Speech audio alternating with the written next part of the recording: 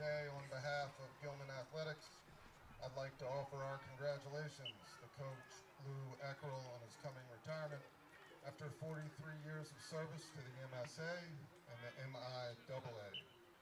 Coach Eckrell is joined today on the field by his wife Carol, Gilman's Director of External Relations and past Athletic Director Tim Holly, and head baseball coach Larry Sheets. Coach Eckrell came to Calvert Hall from his alma mater Cardinal Gibbons in 1982 as the AD and has grown the Calvert Hall program from 21 teams to 40 teams competing today. If that sounds like an exhausting enough job, Lou was also brave enough to serve as the pitching coach for Coach Lucky Bender.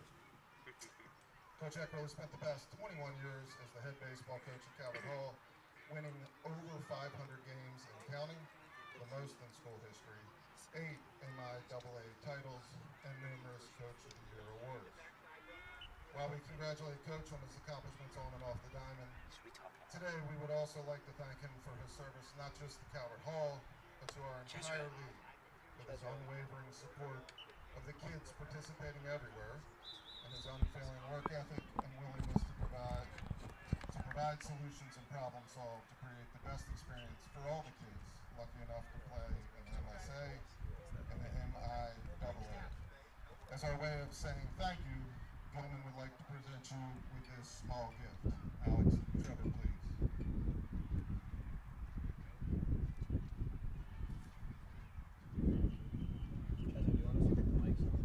We know this chair would not have gotten a whole lot of use in the past 40 plus years, so maybe you can provide a place to sit and relax in your coming retirement. The chair is inscribed and the inscription reads, Lou, congratulations on all your success over the years at Calvert Hall, and thank you for your service to the league. Best wishes on your retirement, Gilman Baseball. Ladies and gentlemen, please join us as we say thank you and congratulations to Bob Eckrell. Hello and welcome to Greyhound TV. If you're just joining us and you're wondering what's happening here at Barrett Stadium, the Gilman Greyhounds are holding a ceremony for longtime coach Lou Eckrell for the Calvert Hall Cardinals. He's spent 40 years coaching at the Calvert Hall College High School. Just a fantastic career, Ryan. And he turned 70 this year, so quite an accomplishment for him. Yeah, Cal, you see Lou pictured there with his rocking chair presented by the Gilman team. He was, him and his wife Carol, married 45 years, here to celebrate the ceremony today, all the festivities. Yeah, shows a lot of commitment. People say that he really decided that he didn't want to just be a baseball manager. He's been an integral part of the athletic programs for Calvert Hall, and all the students say they've loved him as a coach and as a mentor and advisor on and off the field.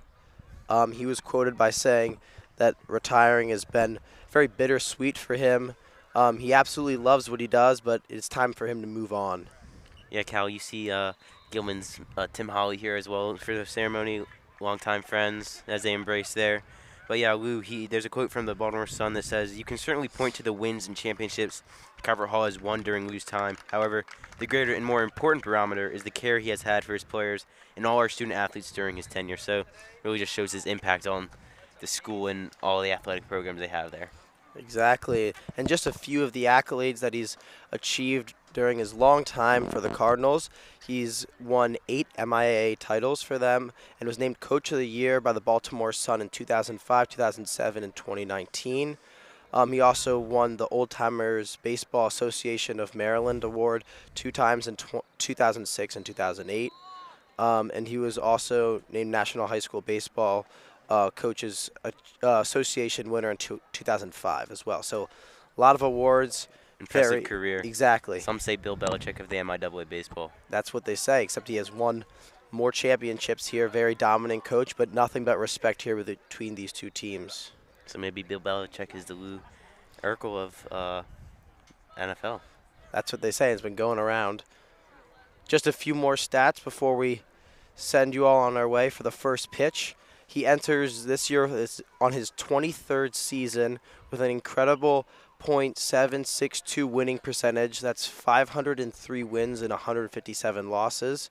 And he has coached 185 players who have gone on to play in college and 17 who have played professionally. And we'll talk some more about not just his history of Calvert Hall, but his success this season. Calvert Hall is one of the top teams in this conference. We'll get into that later as we get closer to the first pitch. But with that, we'll go to a quick break before we get back with top of the first inning and first pitch action from here, Barrett Field.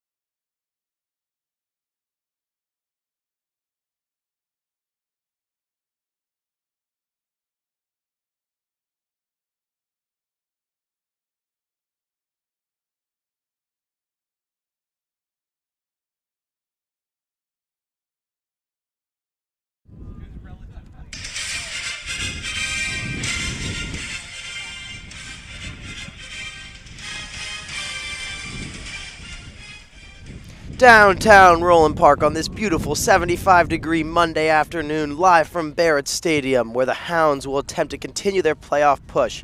And into town rides the Calvert Hall Cardinals, a dominant team that holds the number 2 seed with a 7-3 in-conference record. Hello, friends. I'm Cal Trelawney. That's the Hall of Famer Ryan Joyce.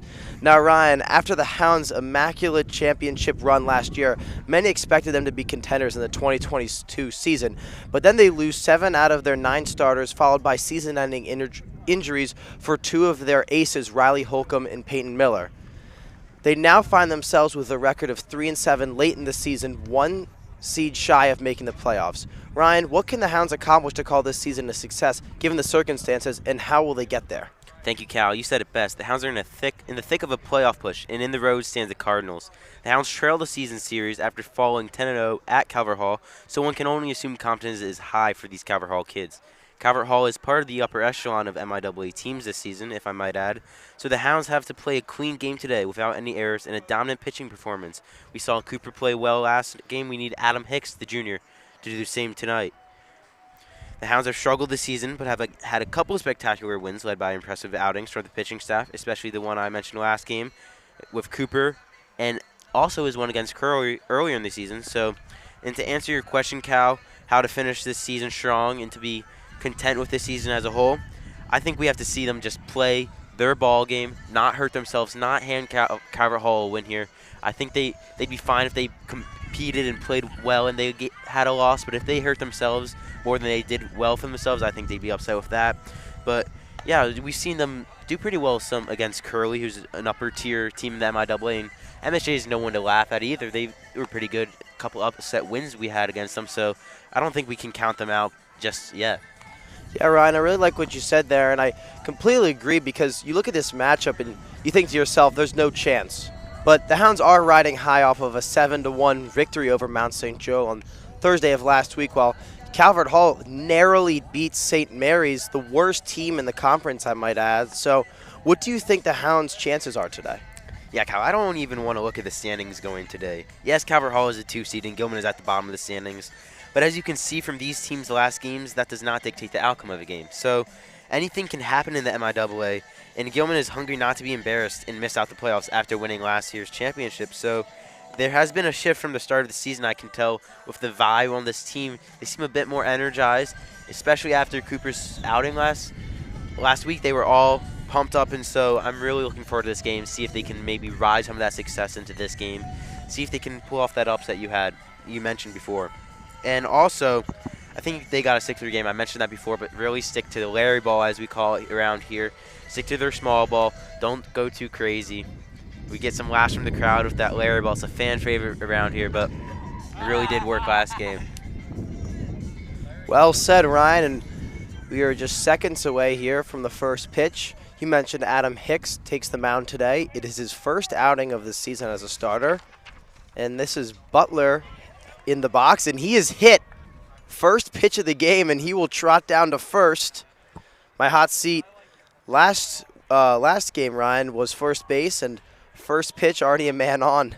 And you talked about not shooting yourself in the foot and handing the game away. That's not a good start. It is not. So on the mound today, we have Adam Hicks Jr.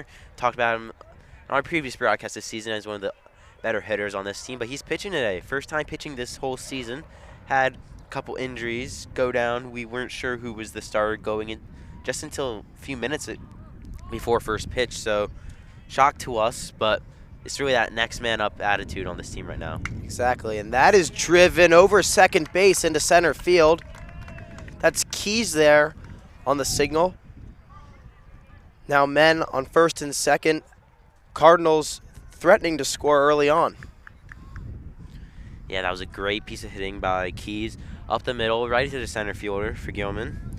And now, Ryan, we've talked about this a lot this year, how depleted the Hounds' pitching staff is, but if things start to get ugly here early, and it looks like it might be heading that way, we don't want to talk too early. We know that Adam Hicks is a veteran player, and he can always bring it back, but who do you think they might turn to in the bullpen if things get dicey? I've heard Zach Harvey's name a few times this season. I asked him, just passing in the hall today, if I would see him. Just a little inside note for the broadcast. He said, we'll see. So nothing definite. Not the best note of substance. Not the most confident. No, not at all. Nothing's too confident or set in stone for this team right now. So really just determining how this game plays out. We could see really a handful of opportunities for these guys on Gilman. Yeah. Now up to bat is the catcher for Calvert Hall, King. Already heading the count 2-1. 2 men on. Runners on second and first. Butler, the shortstop, in scoring position for the Cardinals. Bless you. Thank you, Cal. You're welcome. Hicks checks. Butler at second. No throw, though. Ryan, can you explain to the viewer the concept of a balk? A balk. Because I would have thought that was a balk, but I don't really know what it is. It's when he makes a movement towards the plate and then switches direction to throw a pickoff, I believe. So then that can't be a balk because he never was moving towards the plate. No, he turned around and threw it to second to pick him off. Okay, understand. As King fouls one off to the left side of the bag.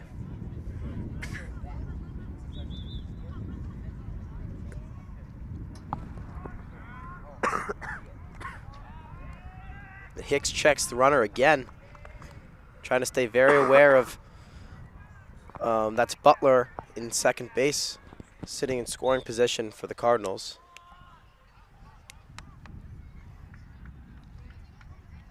Hicks takes his time getting the sign from catcher Danny Likas. That one's ripped over to second. Looks like Seth Wint, the second baseman, had some trouble getting out of his glove there. And that is narrowly called out. Very close one there. And that would have been trouble for the Hounds if they were faced with bases loaded, no one out. But now they got men in the corners, 1 out.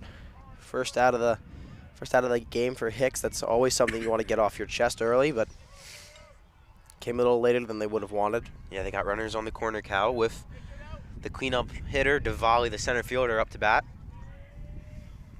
I wish we had Calvert Hall stats for this game, but unluckily we don't. Drives one into right field, and it gets over Cooper's head. And just like that, the Cardinals strike first. On top 1-0 here, top of the first. That was, once again, Diwali there. Drove that into deep right field. Put men on first and second.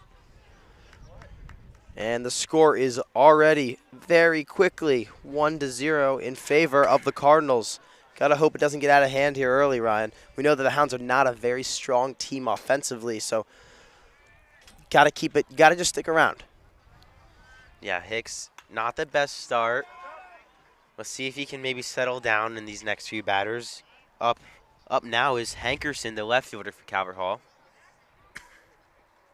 Looks like he starts him off with some off speed as he fouls it off over the first base dugout.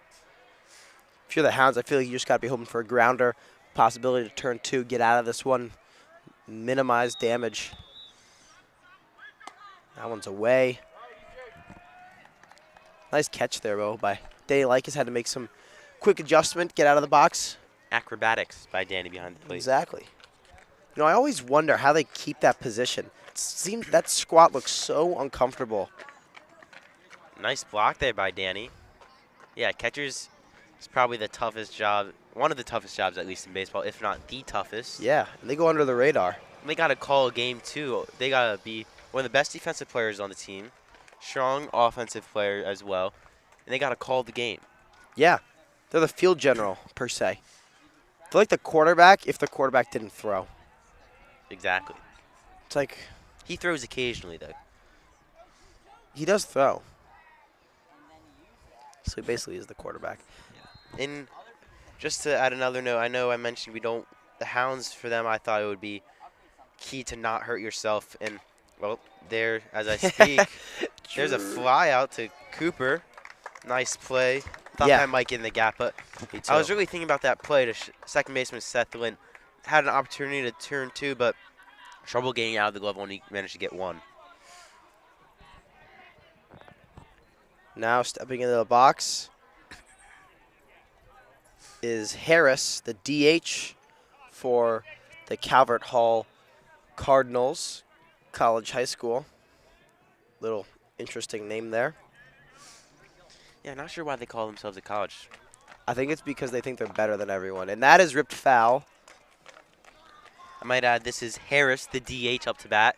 But Cal, right before Hankerson's at bat, Hankerson was the first Calvert Hall player not to reach base. So, wow, first four all reached base. We are joined by our two super fans in Oliver Mason and Ben Gilner here. And Bob Randolph also showing his support. Bob is one of the best fans this Gilman program has. Yeah. No fear. No fear. He's sitting right by the net. If a ball comes at him, I don't even think he'd flinch. As Lint tries to get the pick, and that ball is thrown low and away. 1-2 now the count for Hicks, trying to get out of this first inning. He's trying to get Harris to chase there on that off-speed pitch down and away. As we have another fan in the crowd, Mr. Nanados. Really is a great party out here at this Gilman baseball game. He joins the already growing group of distinguished faculty and fellow students. You never know who you're going to see at these games, Cal. You never know. It's a who's who. Except you always can count on Bob. It's almost like we're at SoFi Stadium. There's another off-speed pitch. Outside again, Cal. Hicks thought he had him. He thought he was walking off there to end the inning. And Harris works the count full. You know, Ryan, what would it say about this Hounds team if they're able to get out of this inning only letting up one run? I'd say lucky. Lucky. Okay. There was some good contact by Calvert Hall players. Fortunately, that one liner went right to Cooper, so that was a good break for the Hounds. But yeah, I'd say fortunate to only let up one run. Fortunate. I like that word. It's a good one. Yeah, very, very fortunate indeed. If they were able to get out of this the way that it started off, first pitch of the day is hit batter, and that is ripped. That looks like it's going to be a pop-up. That's Kaminsky coming in for it. But it's McPherson from short who makes the play and ends the top of the first. The Hounds escape, only letting up 1 run. A little bit of a bumpy start, but we will be right back with the bottom of the first on Greyhound TV.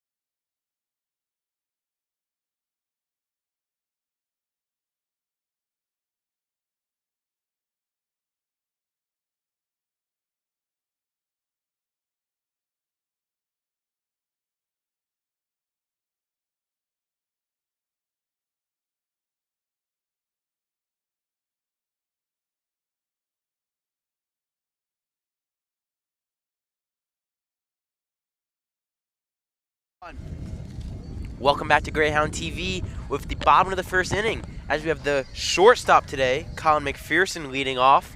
Hit that home run last game against MSJ. Put all us on notice on the broadcast. We were unprepared. That was just a great piece of hitting. We were so unprepared that we all started screaming at the same time, Ryan. No home run. Well, we had a home run call, just weren't prepared. Yes, exactly. Another faculty member joins the student section here for the Hounds. That would be Chris Downs. Mr. Downs to you, Cal. And that is fouled off right at my face. Cal, Bob did flinch. Okay. What? Bob did flinch on that foul ball. He did? Good catch there. Keeping your eye out. And I might add the pitcher for Calvert Hall this inning is Mufera, starting us off with a 1-1 count as Colin looks at that as for a ball.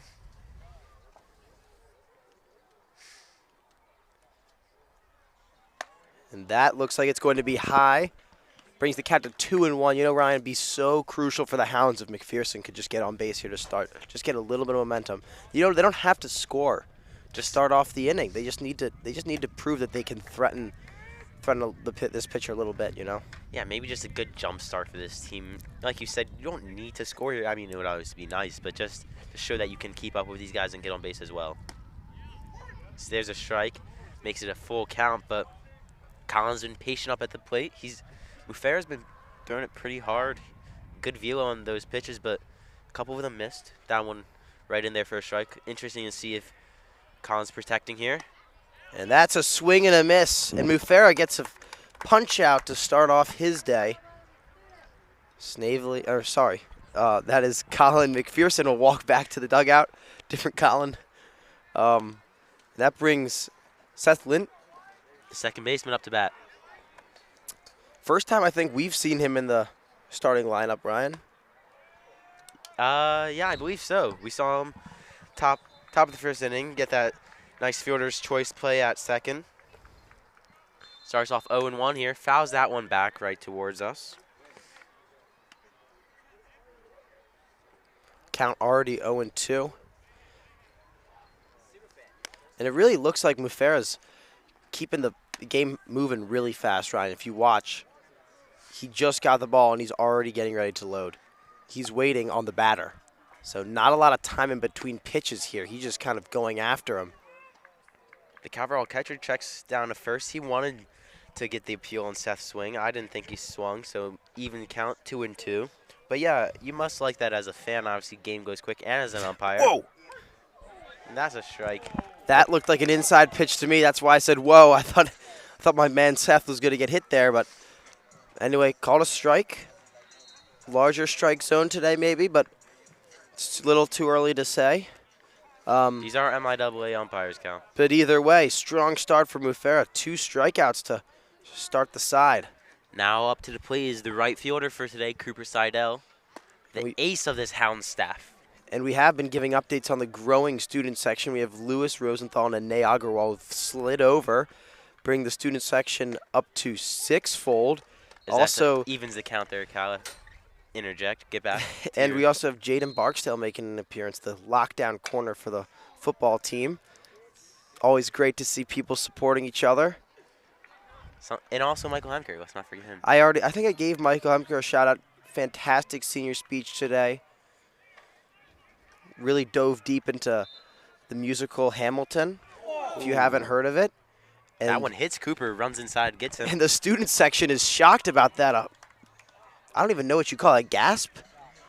Collective gasp. Collective gasp. Everyone was very, very worried about their player, but we do have ice, so.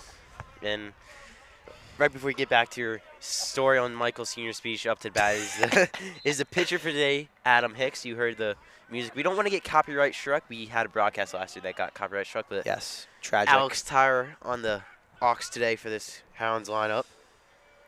Trustee manager. And Seidel, the ace for the Hounds on first, also fantastic batter. As we've seen, he did a great job hitting some RBIs on Thursday when we were here and gets on early. And that's going to slip by the third baseman, and Hicks finds his way to first. Cooper takes he rounds second, holds up though. That was placed perfectly out, right past the outstretched arms of the Calvert Hall third baseman. That would be Kerr. I don't know his first name, unfortunately. You can get back to that. We'll figure that one out. But if I'm the Cardinals right now, I'd be scared, Ryan. You know why? Because it's scary, Gary Cal. I just saw him walk out of the dugout. I forgot. Oh my gosh, we have this guy still. I got goosebumps. I'm so scared. Like that one children's novel series, Goosebumps. Mm-hmm. You know, last time I picked one word to describe Wyatt Randolph. It slipped my mind, but one word to describe Alex Garrison, I would say dialed. Dialed, always. Always dialed. And he has a good eye there and takes that ball. That was high and away.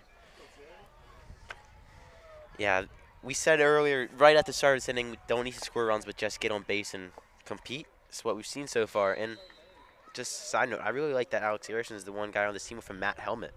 Yeah. Pops out. I miss the matte helmets, you know. I'm a fan of them. The Atlanta Falcons brought them back. Baseball last teams year, have brought them back. Great. Really? Some baseball teams have. Do you know any specific ones? The Baltimore Orioles. Oh, interesting. Hometown team.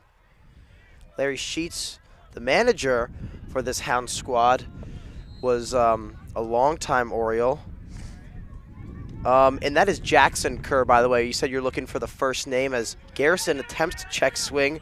I'm getting a photo from our super fan here of Larry Sheets from the Tux place. Shout out Tuxedo House. They denied sponsorship, but anyway, Garrison finds himself with a 1-2 count, trying to bring in a run. Runners go. It's low. It gets by the catcher, or not by the catcher, Dropped but he by bobbles King. it. Yes, exactly. Tough transfer. It's a good pop time though, but didn't get it down in time. Yeah, Ryan, don't sleep on these Hounds. Feels like we just kind of been sitting here watching the Cardinals have their way, but all of a sudden, 2 outs. Scary Gary at the plate. 2 men in scoring position now. 2 balls, 2 strikes, 2 outs, 2 men on. Wow, look at that. In one swing of the bat can change the course of this game. Garrison, big swing there.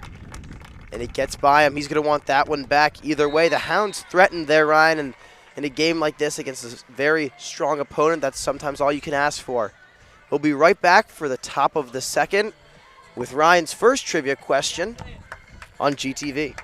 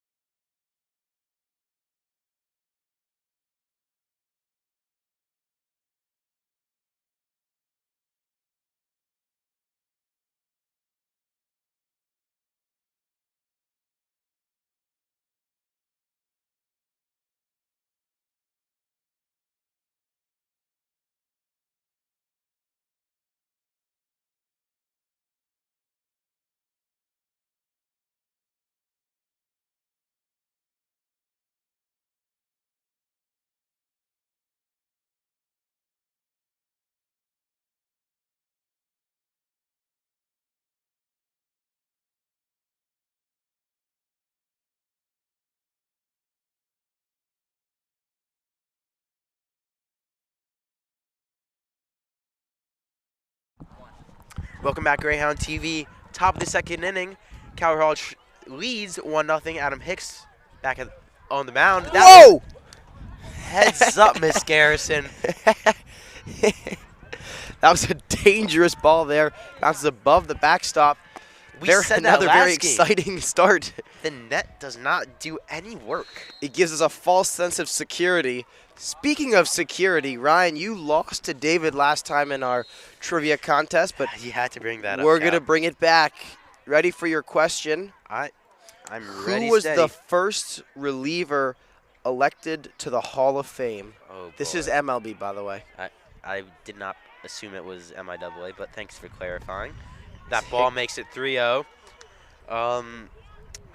This is a tough one. I can give you options, too, if you want it. I think I'm gonna have to go options. Okay, Hicks deals, That's that's ball 4. 4 pitches, 4 balls for Hicks. So your options are Goose Gossage, Dennis Exerly, Ronnie Fingers. Eckersley? Yes. Red Sox fan doesn't even know this. Raleigh Fingers. That's funny. And Hoyt Willem. Just because of the name and how old it was, I'm gonna say Hoyt Willem.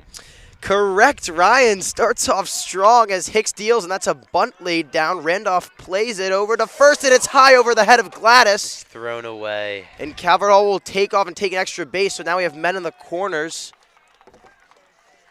No outs, men on the corners, and I'm not sure if you caught that, Cal, but as I believe that was Gibbons rounding first, he did not step on the base, so he was gonna reach second. But a good break for the Hounds. He missed first, had to slide back in safely. Indeed, and that's Aguilar that made it all the way over to third, took the extra base after the overthrow.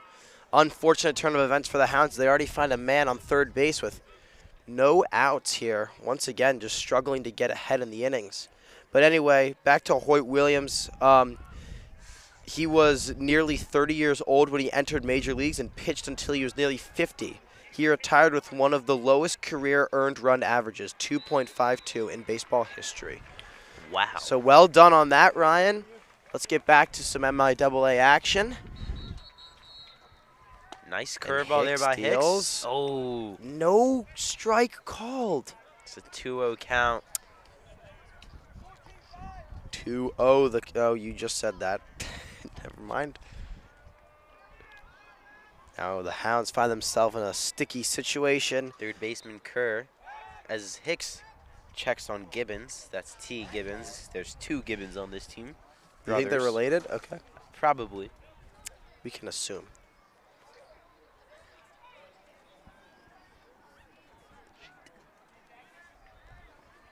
Hicks checks the runner. Deals. And that's ripped over to McPherson at short to second.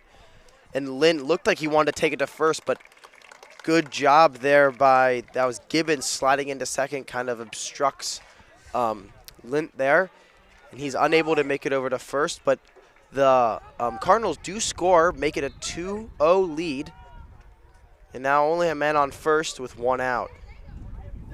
You know, Ryan, it's just, you hear a lot about getting that first strike in, staying ahead in the count, but the Hounds really just had to stay ahead in the inning. They had to start getting some early outs, you know? People talk about you don't want to let the leadoff runner on, but you don't want to let the leadoff runner on, but then you also don't want to let the second batter on as well. And they've managed to do that in both of their defensive innings so far, so we'll see if they can turn it around, but not the start you wanted if you're the Hounds. Yeah, that was a great job by Kerr to just do his job, get the runner in. Another foul, chopped almost to the exact same spot. And now up to bat is the shortstop, Butler. That's Jake Butler. He went to Dumbarton Middle School. That's a good fact. That's a good stat. Stat that. Dumbarton Middle School shout out if we have any of you tuning in. Now Hicks deals. That's a And ball. it drops in for a ball, so it'll be 1-2. Hicks trying to get an out here at the plate. Cardinals have been very effective not only at getting base runners, but also advancing the runner into scoring position early. So it'd be crucial if he could get this punch out here. Or just get 1 on the ground, maybe get 2. Exactly. But Hounds haven't been able to turn 2 today. And that error by wide, I'm into not shooting yourself in the foot. That's another early mistake for the Hounds that just digging yourself a grave. Yeah, and it seems like a lot of those plays, we saw that last time we were here in the booth, Ryan, like those plays that are kind of close. You're not sure if you're going to get it there in time. There's a lot of unenforced errors that end up happening for this Hounds squad, especially defensively when they're running to the ball and they just kind of sky it. I feel like we had at least 2 overthrows in our last game, and there's one early on, so really hope that's something they can work on. Hounds have been outstanding in the outfield, though. Yes, It's like indeed. Angels in the outfield, but Hounds in the outfield. Was that Seidel in our last game that had the amazing sliding catch? No, Cooper was pitching. Oh, it was a Paquette then? It was Paquette, and then Collin also made one up against the wall and left. Yes, so very, very, I would say, impressive Web outfield gems. play for the Hounds. And great job by Butler here to work the count full. 1 out. Full count. Men on first. 2-0 Calvert Hall. He's running. And, it's And ball no 4. throw. Ball Oh, 4, so no we would throw. have been Yep. second anyway. Yep. Got it. Thank you. And now Lycus will go up to have a conference with Hicks after he's walked 2 batters in this inning. In this one, he was ahead in the count early, so kind of got away from him there. Yeah, Hicks already led in these 2 runs. But I don't think Hicks has been too... I've been impressed with him. He's had only 1 or 2 hits into the outfield today. A lot of his runners have advanced due to just ground balls in the infield and not being able to capitalize on what they've given us on the defense, not turning to, throwing the ball away, booting the ball. Yeah, exactly. And we did. Who were we talking to today who said their strategy was just to find a way to win without Cooper pitching? That was Wyatt. Wyatt Randolph, yes. Be interesting to see if the Hounds can do that, because that's definitely something they've struggled with as Cooper has really had to Indeed. step up this year. Here's Larry on a Coach, mound visit. what do you think he's telling you now? I mean, that's an interesting time to call for a mound visit. It's only 1 pitch into the count. Maybe just settle him down. I'm not sure why they wouldn't do that before the at-bat, but maybe he is the manager. He knows more than us. Yeah, and we have seen Hicks get off to rocky starts before, but I feel like he's one of those guys that's pretty calm and cool under pressure, and I wouldn't be surprised he's able to turn this around here. Yeah, like I said, veteran on this team. Don't want to speak too soon, but I think he'll calm down.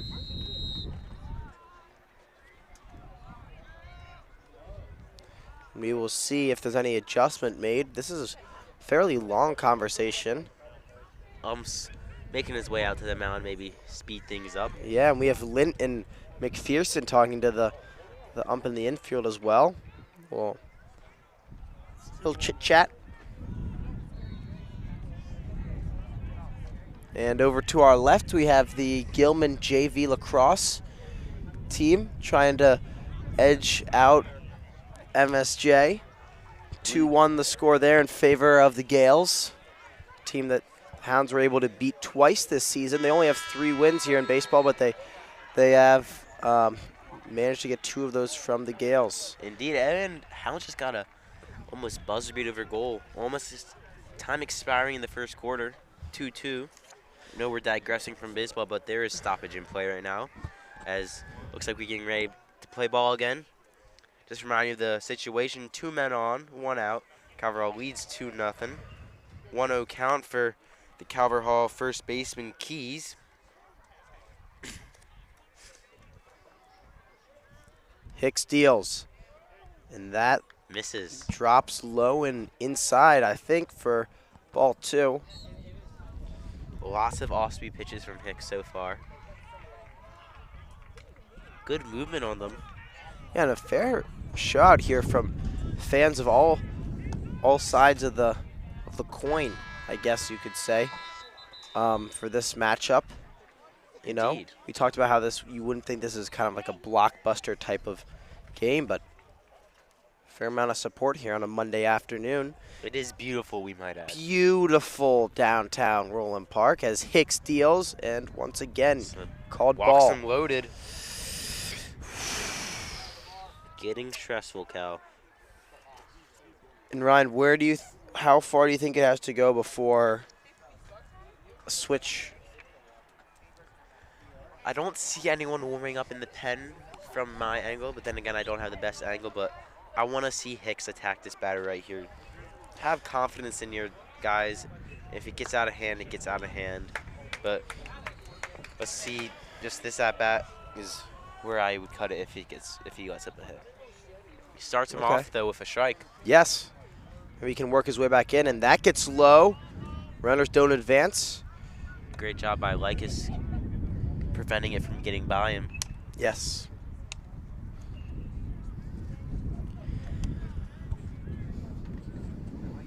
This is the catcher for Calvert Hall, King.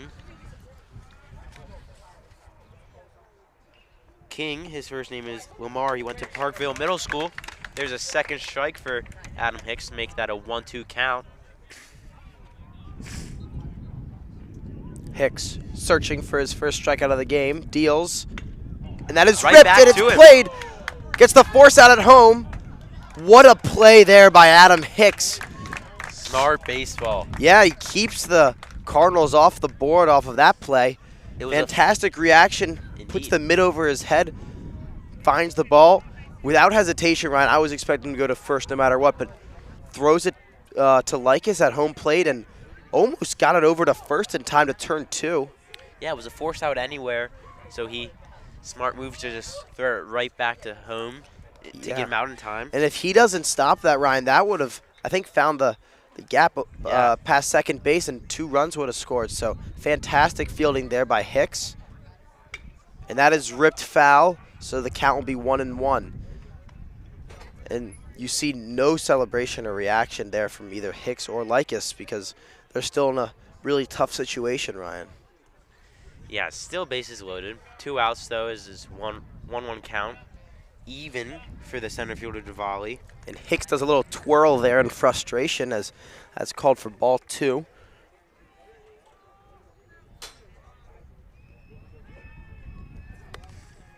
And that slides away. 3-1 now. Hicks not a lot of room to work with. Needs to find the zone here, but also doesn't want to give up anything easy here. And that's a strike, but it's chopped over to McPherson at short. Second. And the Hounds find a way to get out of the inning after bases loaded with, was that no outs or 1 out? I believe it was 1 out, but 2 innings back-to-back where they were lucky to only come out of it with 1 run. Yeah, they've really had to trust in them, in their guns in the back half of each side here. So Hounds somehow only find themselves in a 1-0 deficit as we will take you to the bottom of the second. We'll be right back on Greyhound TV.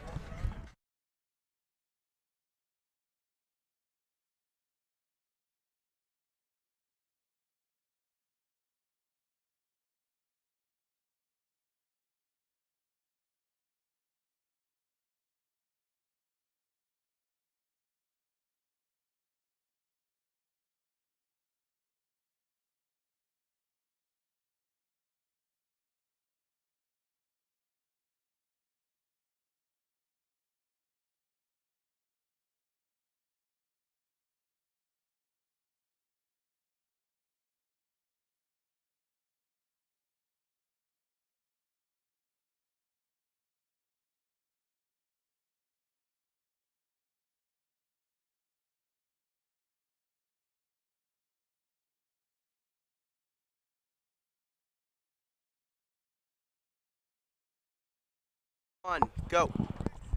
Welcome back to Greyhound TV as Danny Lycus steps into the plate and chops it foul.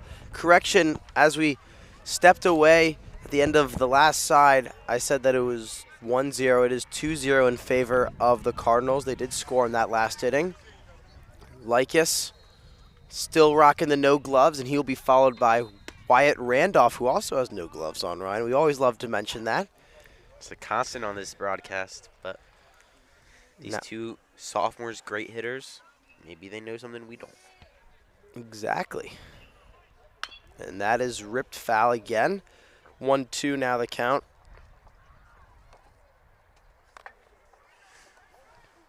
Mufara very dominant. Well, actually, fairly shaky actually off the start. He started with 2 amazing punch-outs, and then the Hounds managed to get 2 men in scoring position, weren't able to score. Struck Arison out at the plate, but we'll see what they can do here with the middle chunk of their lineup. Yeah, we got Lycus, Wyatt, and Stosh due up for the Hounds here. And he goes down to the first base line, and they say he did not go, so full count now. Payoff pitch coming from Mufara. I've been impressed with Mufara's stuff so far. His arsenals look pretty good. And that is fouled away. Good velo, good movement on all these pitches. Lycus just a little late on that one. Though he was in a sticky situation last inning with the Hounds. Yeah. But when he's had control of the count, he's looked very strong out there. And that is ripped foul. Came up, might have hit Lycus a little bit. He looks a little bit shaken up, but Danny's he's a fighter. Yeah, he does. He takes a second there. Gathers his thoughts. Enters the box for a 3-2 delivery. Here's the pitch. And that is also foul. So Lycus hanging in there. Really pushing Mufara to the edge here. Wyatt hands the ump another ball. That's still the first batter here of the inning. But all these balls have to be exchanged, Ryan, because Lycus has been protecting the plate very effectively. He has, Cal. Danny, one of the more polished hitters on this Gilman team. Looks at it. He thought it was a ball inside. Ump has other thoughts, but now we got Wyatt walking over the plate. See if he can get it started this second inning of work. Yeah, and Ryan, that's the second noticeable call there that the ump has called a strike that's looked to be a little inside to us, but that's just something you have to take note of. Every ump strike zone's a little bit different, so I have to adjust to that as Randolph steps into the box for ball 1.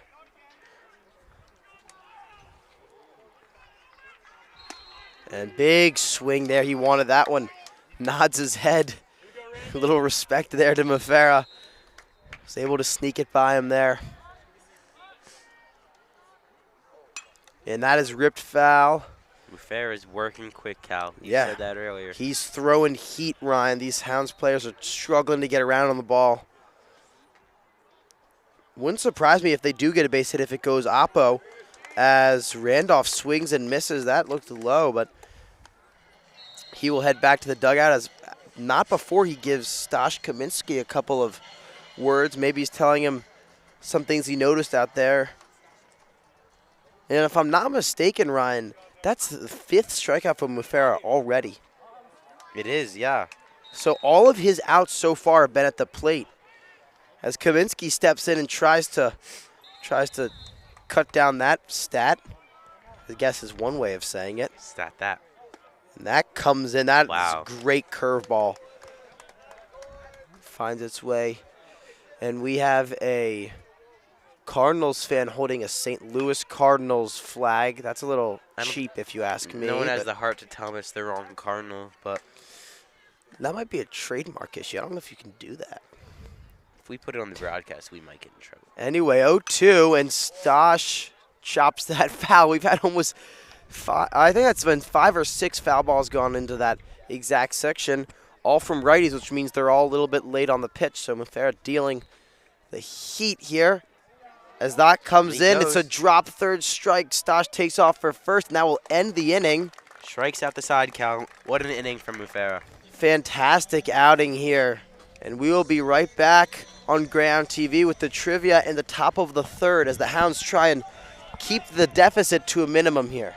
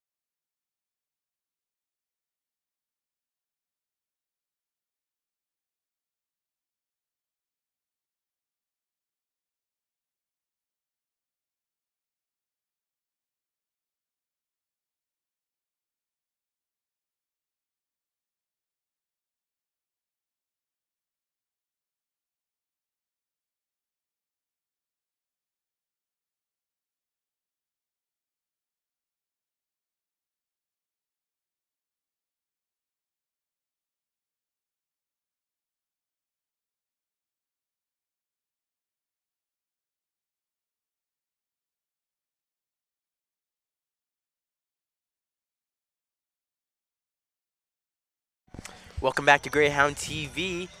Top of the third inning. Looks like we have a new pitcher on the mound. Looks like it's the senior, Justin Betts. We'll see what he has to say about what the Cardinals have been doing so far. Been very effective at the plate. And Ryan, tell me when you're ready for your trivia. I've got it selected as that is chopped past Randolph and into shallow left. Another leadoff man on for the Cardinals. Hounds struggling to get out ahead here and get that first out. And hopefully Betts can shake that one off and get into a little bit of a groove here. Yeah, that was a good piece of hitting by the center fielder, Diwali. Now, Ryan, here's your trivia question.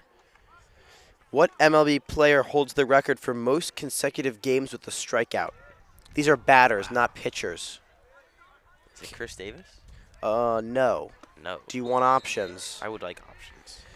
Actually, I don't think I deserve options. I jumped the gun. Well, you jumped the gun. Do you want to just try it again with options, even though you won't get it?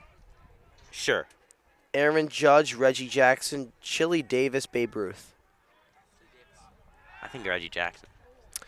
It is Aaron Judge. In 2017, Aaron Judge put together a rookie season that thrust him into all MVP contention. He hit .284, .422, .627 with 52 home runs and 114 runs batted in, setting a single-season record for homers by a rookie. Impressive. And that is fouled. Right over the first base dugout as Gladys gives it chase. This even count 1-1. This is the left fielder Hankerson. E.J. Hankerson went to Boys Latin Middle School, so a little switch up. Not sure. Don't want to assume why he left Boys Latin. Just conflict of interest. Yeah. Very nice we have the middle schools provided. Thanks to Calvert Hall for providing those rosters. Very detailed. Some of the best rosters I've ever seen. And I'd expect nothing less from a college, you know? And from a Hall of Famer manager. If they're so great. What's the they don't even have like tuition, they just have enrollment.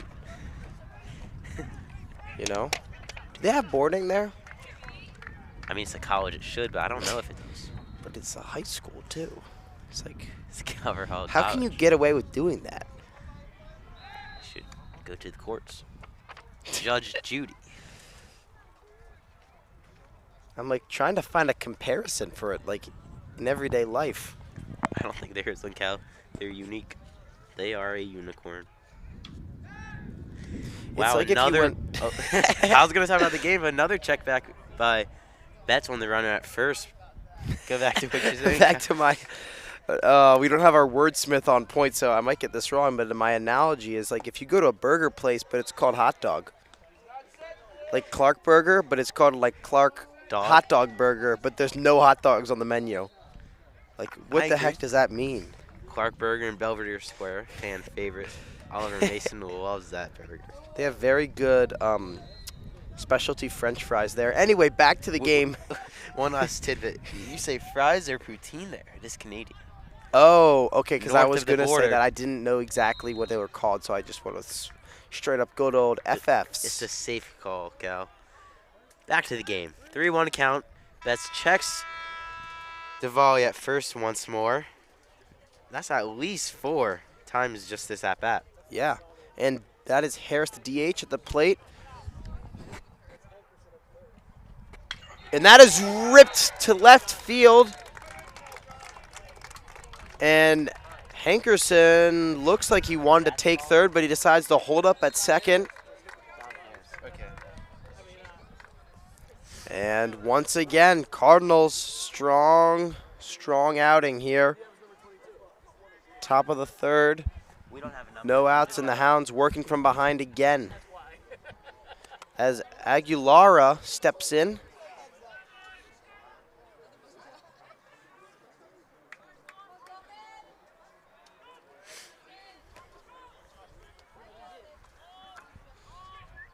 Betts deals. Bunt shown there from Aguilara, but it's a ball, so he'll hold off. Yeah, but what did Diwali do last inning? All right, we'll just forget about it. I won't bring it up. And Ryan, correct me if I'm wrong, but I think that was Kaminsky in left field who made who It is, Cal. yes made that play. That's chopped over to Oh. Hicks, and he muffs it twice. Sings it past the third baseman. Lucky bounce. Oh, that is a painful play. And Ryan, I think that goes down as an error. And that is the fourth error that just us two have seen Hicks make at third. He's just really been, at short. He's really been struggling out I'd there, count Ryan. that as 2 on that play. Really? The throwing error and I the didn't even fielding know error. that was possible. I don't know if it is, but I want to do it. Wow. And he muffed it twice. You hate to see that, Ryan. Especially now that the Hounds find themselves with bases loaded, no outs. Really just at a loss for words on how the Hounds have been struggling defensively. It's tough to watch sometimes. And it's just, we called it coming into it on the intro. You said, just don't shoot yourself in the foot. Make them beat you. And they've done just the complete opposite of that, Ryan. So Just maybe the pitchers have let the men on base, but they're doing their best. Both Hicks and Betts have gone grounders in following letting someone reach, but the infield just hasn't been able to help them out, throwing anyone out, making Wyatt with the throwing error over first, Hicks muffing that and throwing it past Wyatt. Really lucky bounce there. Yeah. Going back to Wyatt. But I really think what's happening is that since the Cardinals are getting men on base so early and so often, it's putting so much pressure on the infield to perform at a high level and perform quickly so that they can have an option to turn two. You see Hicks there bobbling the ball because he knew the runner was going to third and he had to rush to make that play. And if they could just slow it down and understand you got to get one out at a time. Brad Pitt says, don't try and be a hero, Do what you got to do. As Betts deals, and that's in the dirt for ball 2. 2-2 now the count. And that is number 18, Gibbons, at the plate. He'll try and drive in some more runs for the Cardinals against a struggling Hounds defense. Betts looks in for the sign from Danny. And Ryan, we talked about how the Hounds are trying to make their playoff push. You know what? If they're going to try and make the playoffs, and if they're going to play in the playoffs, as that is hit, Wow. An amazing catch. Is that Seidel? That is. Cooper Seidel, the Swiss Army knife, the man who does it all. No reaction, but makes a diving catch to keep the runners at bay. As I'm getting approval for that call. Man on every base still and one out. We're missing Mr. Matthews. You can take over as the wordsmith with that call. But just, wow. If you're the Hounds, there's no other way to say it. They needed that. That would have been just tragic if that got through. And Seidel take no prisoners. Makes a fantastic out.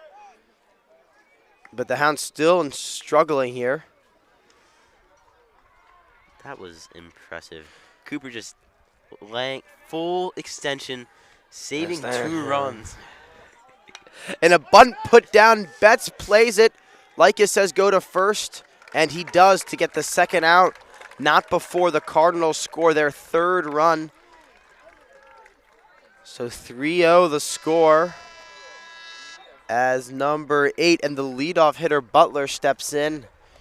Try and bring in some more runs. Ryan, I got to like that call for the Cardinals there. Put down the bunt and just get another insurance run at this point. You don't really think of a team collecting insurance runs this early in the game, but they've given themselves a nice little cushion as Betts throws a first strike. And Cal, what's that quote from Moneyball you like? Bunt, just go to first, don't go to second. They're giving you an out. They're just giving it to you. Take it. Say thank you. That pitch is outside for Betts. And if they bunt, just pick it up and throw it to first. Don't try and be a hero and throw it to second. Don't be a hero. We don't need that right now. If you're the Hounds, you need one thing, and that is outs. And wherever it's easiest, just do it. Just to get that out. Get it. Ugly swing there by the shortstop Butler. Back at the top of the order. Butler has reached base both times this game. He got hit by a pitch, if you remember the first step out of the game. Ended up reaching, going all the way around and scoring for the Cardinals. Then last inning, walked, but he only reached the third, did not score. So see if he can put one in play this time. And that gets away From Lycus. And another run will score. Just unfortunate. Pats his chest, says that's on me. Heads back to the mound. And Ryan, you said that was an ugly swing by Butler. I agree, but it's also something we haven't seen much of. These Calvert Hall players are very much in control, very disciplined at the plate. They know what to look for as a ball and a strike. So rare occurrence there, but unfortunate turn of events for the Hounds as Cardinals have managed to score yet another run. Betts will throw. That's away in the dirt. 3-2. Man sits on third. High stake. This is a make or break out right here, Cal. Yes. Already in the game. You Don't want to see that in the third inning, but 4-0 already. And did he go? That's away. Called strike He 3. went. Betts escapes the inning. I believe he was called on going around on that last pitch. But the unfortunate breaks for the Hounds continue in the third. And they're going to have to start leading on their offense here, Ryan, as time is starting to run out as the deficit continues to grow. We'll be right back on Greyhound TV with the bottom of the third.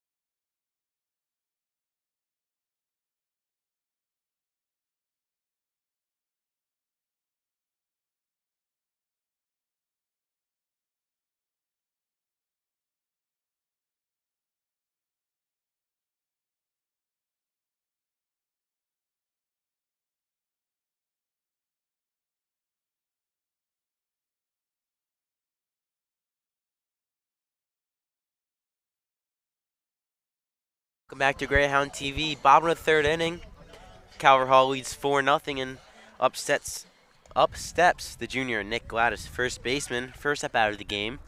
He's facing Mufera. Third inning of work. 6 strikeouts, Cal already. Struck out the side last inning. Crazy performance by Mufera. And you know, Ryan, earlier in the game we were saying, you know, the Hounds just need to get base runners and it doesn't matter really if they score. That's out the window. They need runs because it looks like the Cardinals offense just is really having their way. So good hit. That is driven and the play is made by the center fielder. Good contact. That is Davali out there. Good contact, but Hounds got to go to work, Ryan. They got to go to work. Nothing else to say. We've been kind of nagging on the defense, but you know what? If you want to take pressure off the defense, got to get your offense going, and we will go right back up to the top of the order with McPherson. See if he can get the Hounds started as he rips a grounder over to third, and the throw to first is too high. And McPherson goes to take off, but he will stay. Big base runner there. Break for the Hounds. Yeah, errors seem to be contagious already, Cal. Exactly. Error by Gilman, third baseman wide. Error by the Calvert Hall third baseman. That would be Kerr. I mean, in my head, I saw that. I was like, we have to have an error. I saw him wind up to the throw, and I wanted to say error out loud, but that would be unprofessional in the broadcast. But Could have been a Romo call if I did it. And now the pitcher Betts steps up. Hounds trying to put a little bit together here. Bottom of the third. And that had some movement on it. It catches the zone. Strike one. Yeah, it looks like Betts will be pinch hitting for Seth Wynn, taking his spot on the order. And we forgot to mention, Ryan, that pop out that started the inning from Gladys as Betts takes a inside strike and McPherson is called out. So the Hounds lose the base runner and Betts takes an ill-advised swing at what was clearly an inside ball. Anyway, the pop-up by Gladys was the first out for the Cardinals that did not come from the strikeout category. And another inside pitch Betts lays off this time. Really unfortunate turn of events there as McPherson was thrown out going to second. You just really need those base runners, and I understand you had to be aggressive at this point. I'm not against the call, but just tough break. Another inside pitch.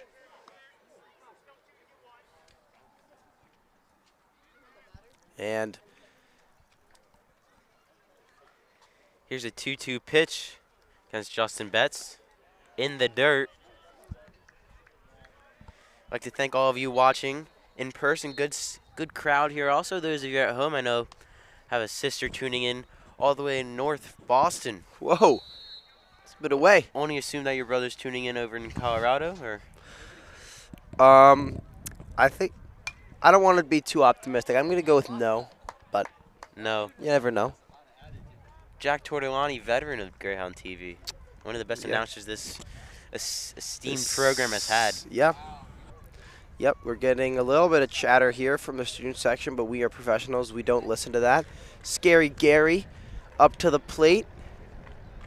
This is still Justin Betts, Cal. Sorry. He looked like Alex Garrison from Alex where I was. Garrison I is should have in- been. He's in 3 batters, Cal. I should have looked for the Matt helmet there. And a pitch runner.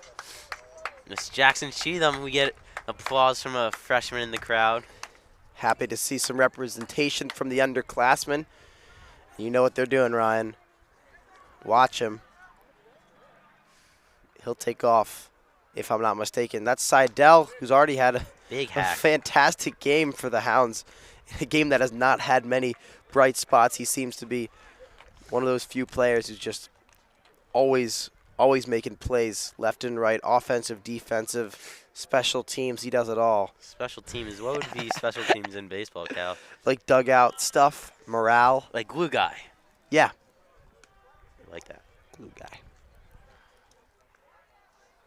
Seidel, one of those guys. You're just excited to see the future because it's too bright. You can't even see it. That's true. Cooper is one of the best. He is the best player on this team. If we had an MIAA MVP, I'd give it to Cooper. But then again, we don't vote. They'd have a committee for that. We don't have the say. We should be on the committee, Cal. Gotta change something about that. I'm 1-2. I'll make some calls. Okay. Ryan's got a lot of pull around here. That's why he's a Hall of Famer. And Good that pitch. is away. The crowd likes it, but it's called ball, lol. Rip Boza. Yep. But yeah, that ball looked like it curved back in, caught the outside corner on Seidel. I'm not sure if he thought it was a strike 2. He looked like he took a step towards the dugout. Whole Calvert Hall section thought it was, but Caught their neck. And that is inside.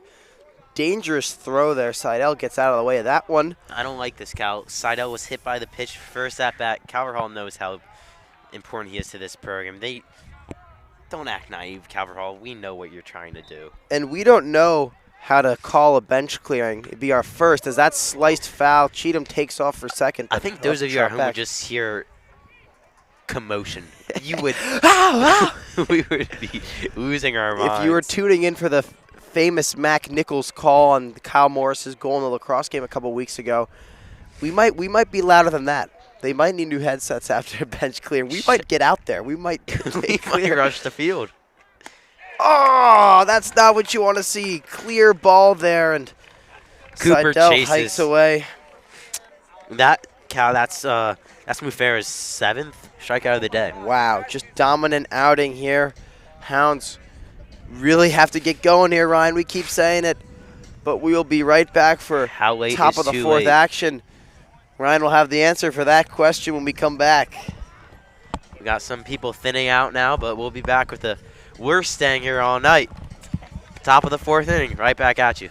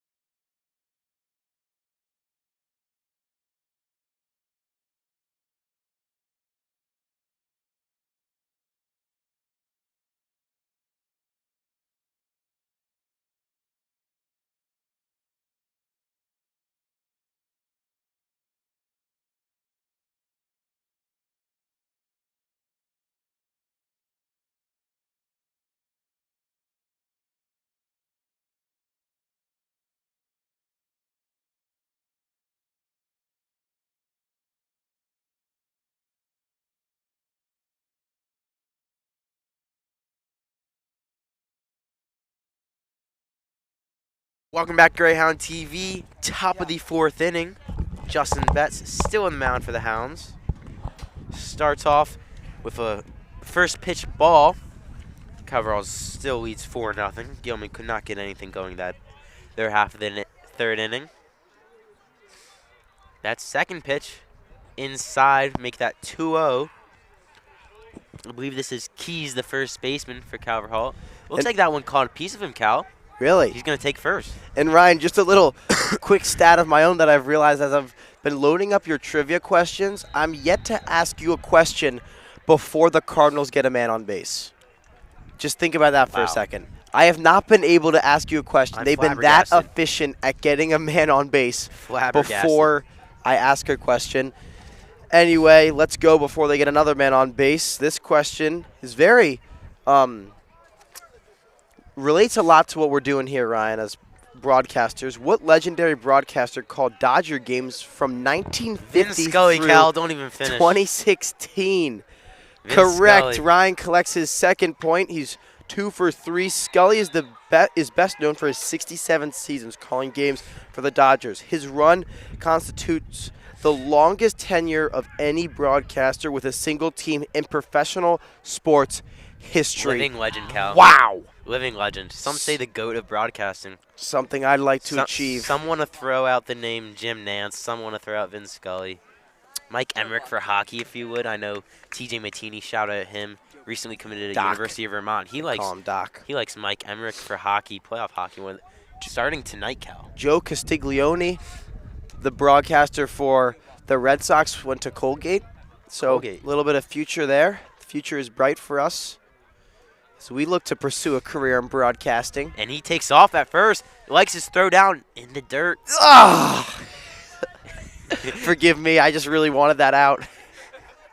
Bad throw by Lycus there.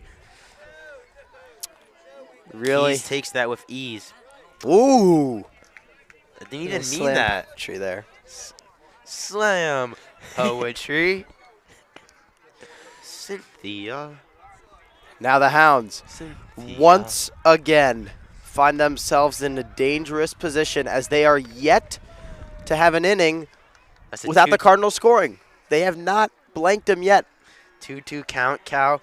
I forgot to mention this is the catcher, Lamar King, up to bat. Great Baltimore name there, Lamar Jackson, Action Jackson. Raven. Lamar Blood Clot Jackson. And that is ripped over to Hicks. He makes the backhand glove, holds back from throwing it. You know, smart play. It's a great play to keep that from getting past the infield. There haven't been much confidence with these throws across the infield. Wyatt made a bad one. I don't want to keep bashing him because Wyatt's a bright star on this team, but he did make that tough throw that sailed over Gladys. And Hicks already booting a ball in the day and throwing one past wide. Just smart not to cause any further damage. And Bright Star is the name of the musical that will be starting on Thursday here at Gilman. So if you like our sports, you'll like our theater even better. As number 20, that's got to be a pinch runner. I don't even have him here on my scoring card. Yeah, that's Brendan Castaneris. Whoa. And then, you know who else is up to bat right now? Looks like I think this is number 19 Castaneris as well. Two brothers? That is 19. Wow. Dynamic duo. Two brothers. Timothy and Brendan, both seniors. They're twins. Shout out all you twins listening. See, Ryan, I got to call foul there because I feel like that's unfair because you got one on second and one at home plate. They could be giving each other signs. You know, because they're connected. Scandal, they're maybe? connected through genetics. So they might have the ability to just, like, telepathy. I'm not putting it past him, Cal. And you know what? He just took a step off. Maybe he didn't like the signal he was getting from his brother over there at second.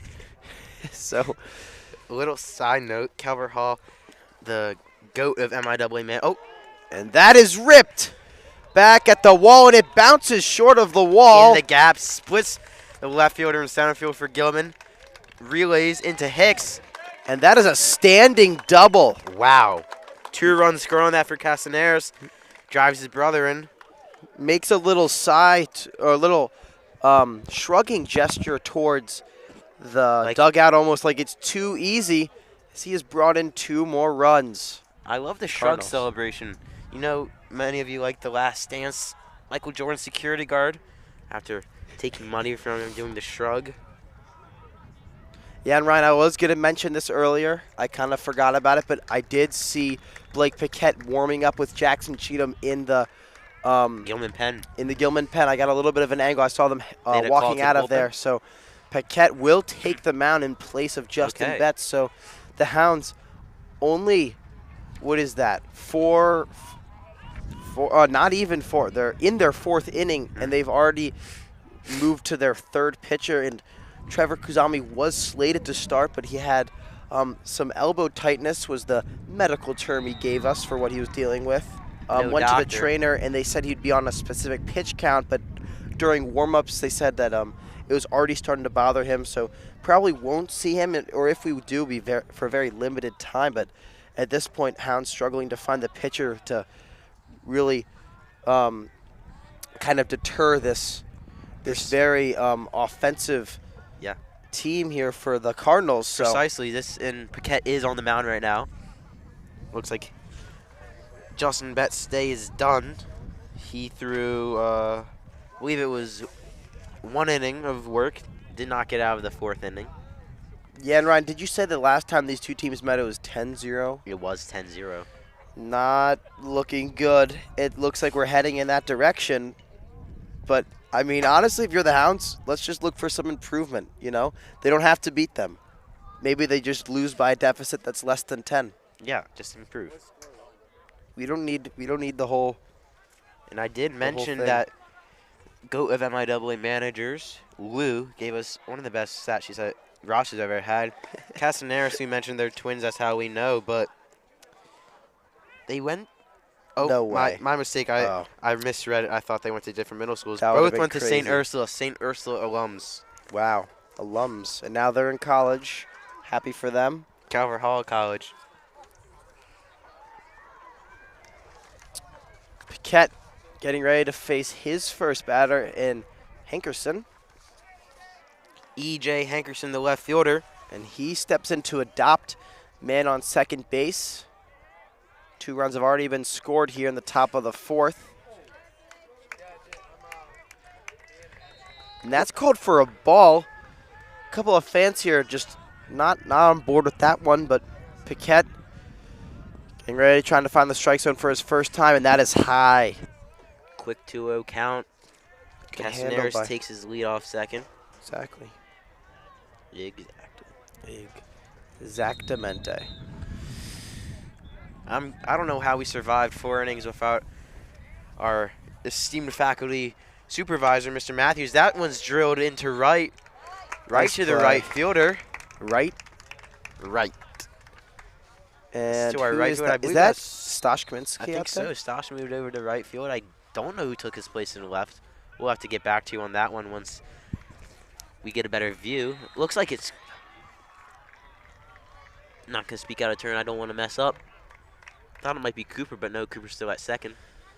Lockdown second baseman. Now Jonathan Stope. Harris. Harris in the plate, and he swings, catches a little bit. He's mad about that one. He wanted Mad. that because you could tell these Wow. Cardinals players, they want nothing but perfection out of every bat at bat. You know, Can't get that's too the picky. kind of success they're looking for. We did mention their outing against St. Mary's last week. Crazy game as St. Mary's had a 6-run lead, I think, in the bottom of the 8th, and the Cardinals managed to score 6 runs in 1 inning and then walked it off in what I think was the 8th. And so. that doesn't sound like a lot, but 7th innings is the normal regulation length of a game here for MIA He's running, games. Cal. Gets So that was by extra. Likas. Castanera showing off the speed on the base path.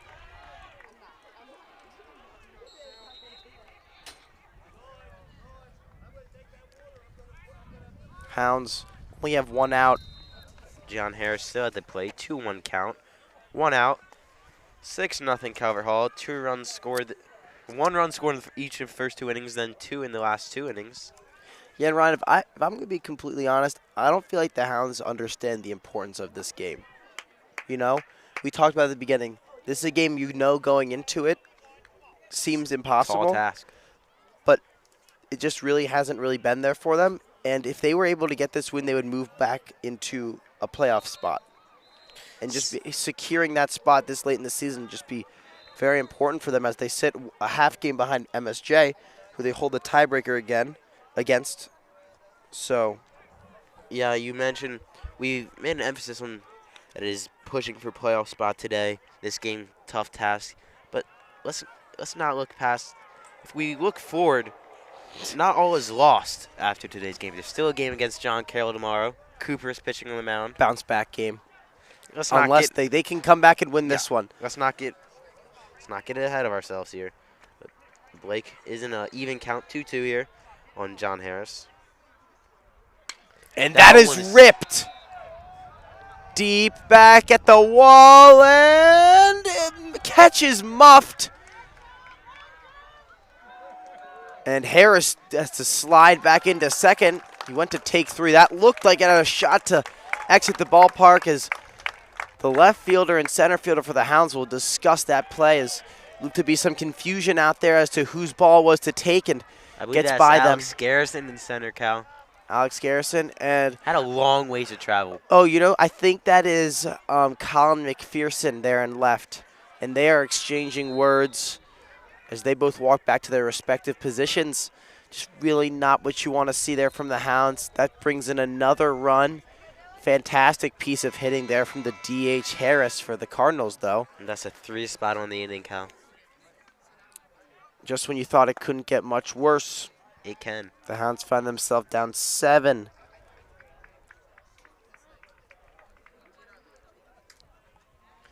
Biquette looks in, gets a sign from Likas. Checks Harris at second. Here's the pitch, curveball. Swing and a miss. This is the right fielder Aguilera for Calvert Hall. Hounds just seem to be lacking that spark right now. They haven't really been able to find their guy on the bump, which is the slang for the pitching mound. And because of that, they've been struggling defensively. They've been struggling in the infield. They just had a little bit of miscommunication there in the outfield, and then their bats obviously haven't been able to put a single run on the board yet. So, No. Pitch is low there. Ball 2-1. Another off-speed pitch for Biquette. Misses high and away, make it a 3-1 count for Aguilera. Not to be confused with Christina Aguilera. oh, okay, thank you. I know you were confused, Cal. Yeah. That looks like it's going to be high, and it is. That's a walk. Ball 4. Men on first and second. Ducks on the pond. If you're wondering, Stay tuned after the bottom of the 4th for Hot Seat Cool Throne. Ryan and I coming at you with the latest news and hot topics. And then after the 5th, Ryan will have his Who's Back of the Week, presented by an unknown sponsor yet to be named. I'm excited, Cal. We are still trying to find that sponsor for that inning. We're getting word that it might be Ben Gilner Productions, but not sure yet. BPP. BGP. I like that. I like that acronym. A lot of acronyms in baseball. That can just be a new one. HBP, hit by pitch, BB, walk. OBS, RBI, BP. Do you have any others? I'm sure there are more I can think of. There's got to be more. Whip. Whip. Does that stand for something? Walks and hits per inning. Oh. Innings pitched. Oh, ERA. Earned run average. AVG, average. I don't think that's... that might be a stretch. Well, BA they do for batting average. That might be a stretch, just like Paquette is pitching from the stretch here. Whoa. Can you explain what that means to the viewers, pitching from the stretch? Yeah, Cal, you see Paquette, when he starts off the inning, no one on base. He's pitching from the windup. That's usually, sometimes a pitcher has a large leg kick. Clayton Kershaw has that little up and down movement. Yes. But Paquette, he just looks back. He just goes straight to the mound here when the runner's on base. So if he did pitch from the windup, there'd be a lot more time and a lot of ease for the runners to maybe take off and get those extra stolen bases. Precisely. Yeah. Our wordsmith says it's more of a slide step than windup, so most people just call it pitching from the stretch. And I really like that comment, Ryan. We've taken a little bit of heat in the past for not having enough baseball insight, but great point there. And we're trying to have fun with this broadcast. Yeah,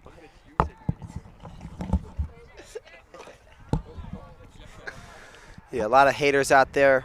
Just to name a few names, Jack missed the net, giving us heat today behind our backs. Not a fan of that. Jack, if you're Cal, listening, we hear you, know and what, we're trying to be better. You know what Taylor Swift says? Haters gonna hate, hate, hate.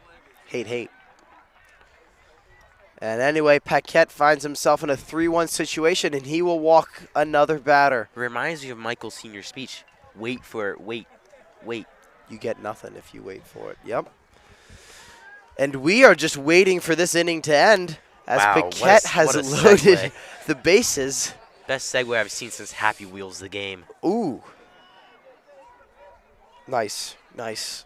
But bases loaded, 1 out, and it feels like the Hounds have just keep digging themselves into a deeper hole. That's high. Paquette can't find the strike zone. Plain and simple.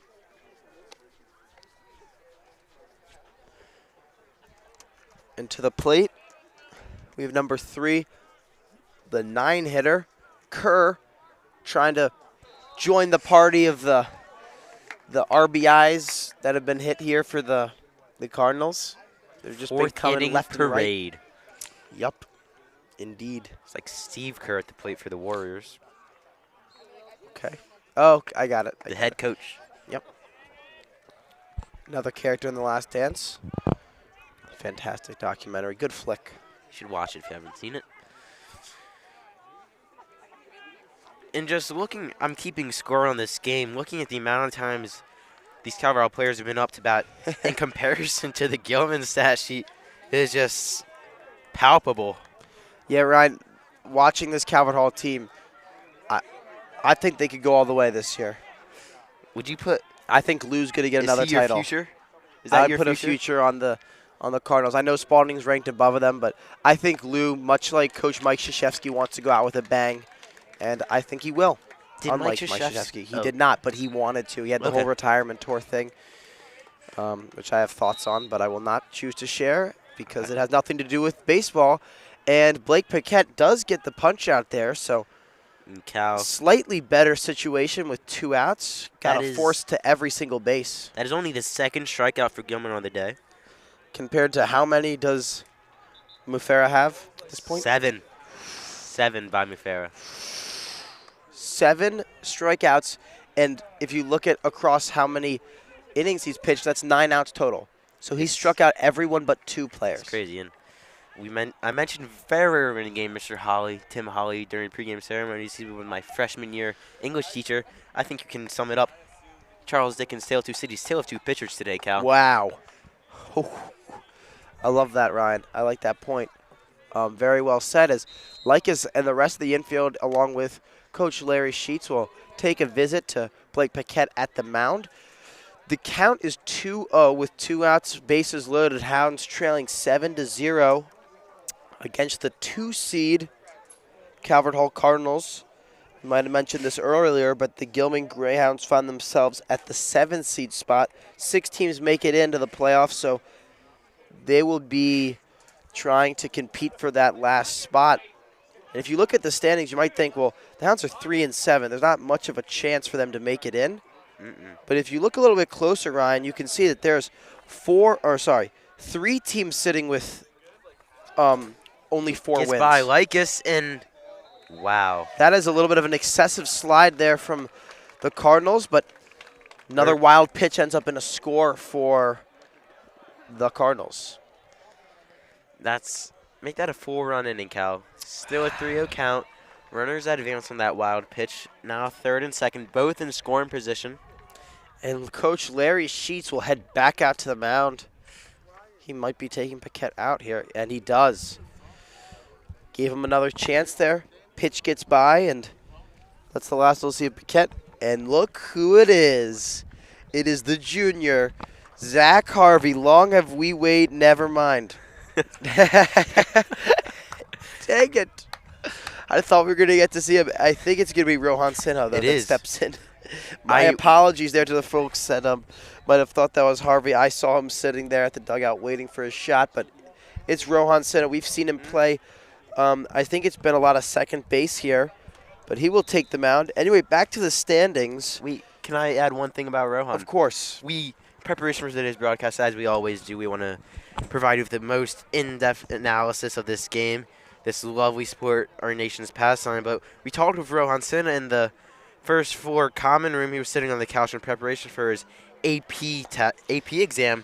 He told me he wasn't going to start today because he was going to be late to the game, miss all warm-ups, taking that test that goes till 3:45. Wish he did.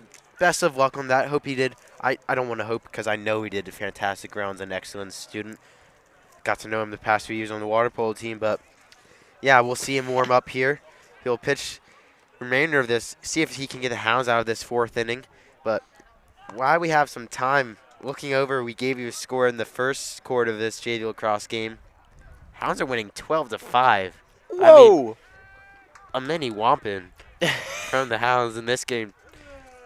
Or should I say just a whomping? 12-5. 5 minutes left in this 4th quarter.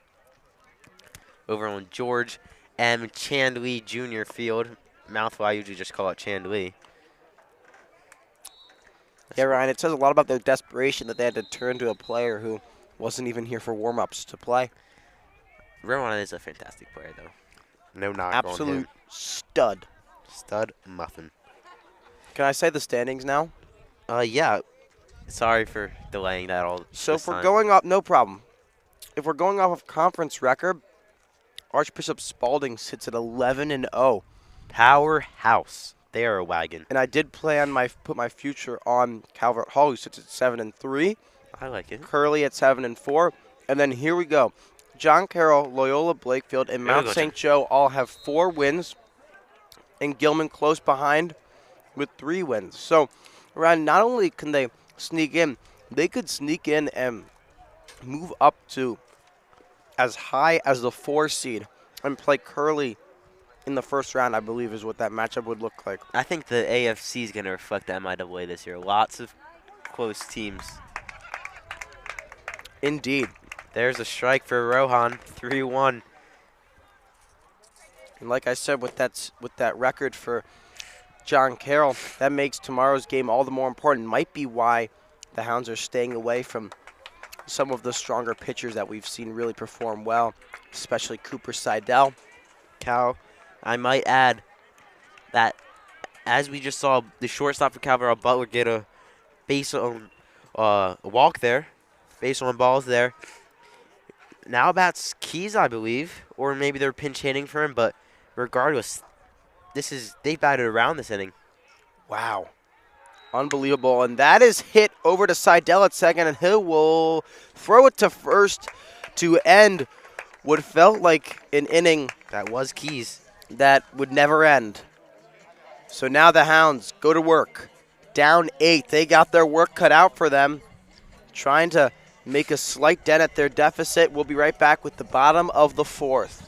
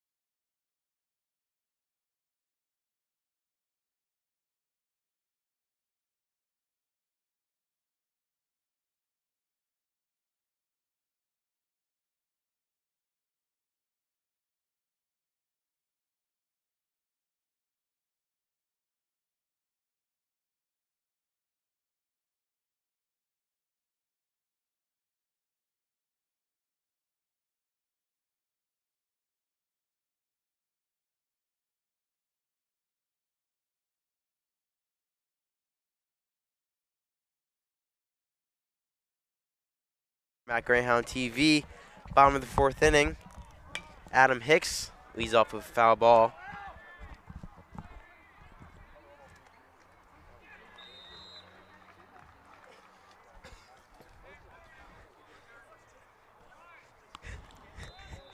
Hounds have their work cut out for them, Ryan, to say the very least. Yeah, the mercy rule in the MIAA is 10 runs as Hicks shows bunt. So we're getting close to that mercy rule. Our apologies. I believe I thought Mufera was pitching the remainder of the game past few innings, but he only pitched 2 innings. Oh, there's hit into right to the right fielder for Calvert Hall. It's an easy first out. Yeah, I thought Mufera was pitching really well, so I thought he pitched the whole game, but they've actually, this pitching change looks like it's Dom Bear, 5'8" senior from IHM Middle School. The lefty southpaw on the mound. Now that you know by the Matt helmet that this is Alex Garrison, Cal. Yeah. Yep, I should have known. I got a little too excited too early. Cal, I know we were going to... Alex shows bunt, but I know we were going to save hot seat cool throne for later in the game, but judging by how it's going, we might not have a full game, so do you want to jump into it now? When would the game end at right when the mercy rule's reached? After 10 runs, Gilman has to score in that next inning. Well, we're going to do it at the bottom of this inning. This is the bottom inning. No, like after this inning's over. All right. That is ripped over to short. It's played. Garrison digging, and he's safe at first. Good effort there by Garrison. Hounds get a base runner. Good effort indeed.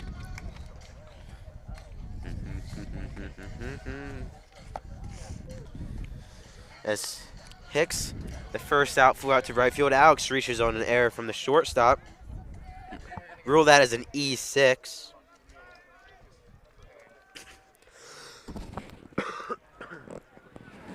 Now Likas to the plate, trying to get things going for the Hounds. Swing and a miss. 0-1 for Likas. Gets the sign from Coach Larry Sheets. Time called. There's a corral of Calvert Hall kids behind the mound to get the speed. They're using the radar gun on Dom Bear. Pretty sure you only need 1 guy on the gun, so not why you need 4, but It's because it's a college. it is a college. Shout out the Trey, got some connections. And to Calvert that Hall. is going to drop down. Splits the right center Garrison gap. digs for third. Is He might come home. He gets a stop sign. I would have liked to see him go. Gets by the cutoff throw. That's a rule. That is a double for Danny Likas. Very nicely done there by Likas. Now, 2 men in scoring position for the Hounds. Best 1 out. sign today for the Hounds. And now Randolph, a chance to do some damage. Hopefully can bring in some runs here for the Zach, Hounds. Cal, I know we are not seeing him on the mound, but I think this is Zach Harvey pinch running. No way. The man, the myth, the legend, finally in the flesh. We get to see him on the diamond. And Randolph. And that's a final, Cal, starting up a 13-6 win for your JV Lax Hounds. I know you're all excited about that. Here's the pitch. I would not be surprised, Ryan, if Randolph puts a little bunt down the first base line. Would you? I would. The question is, are the Hounds in the business of just getting little rinky-dink runs here? Are they going to go for this? I mean, a rinky-dink run could push back that Mercer rule. Okay. I think they need to be leading by 10. And there's the bunt down the first base line. Garrison will find home to get the Hounds' first run. Yeah, oh! Bad call by the umpire there, but Foot might have come off the bag. I think he was safe regardless, but 2 away. Up with Stosh at the plate with that mane of a hair. The Hounds find the scoreboard at the bottom of the 4th. Make that an 8-1 game. There's still life in them, Cal. They are sticking around. This Credit to Danny Likas. This team's got no quit. No quit. And Credit to Danny Likas, though. That was a great piece of hitting to get 2 men in scoring position. good piece. Double split the right center gap. And now Kaminsky. And that is going to hit him. A little bit of frustration there from Cardinals pitcher, but didn't really look like Stosh Kaminsky made an honest effort to get out of the way of that one. But anyway, he eats it. We have another student join the student section. Senior Jalen Marshall, fresh off track practice. Just came back from the Penn Relays, where our 4x100 team had an outstanding showing. I like to highlight our athletes when we can.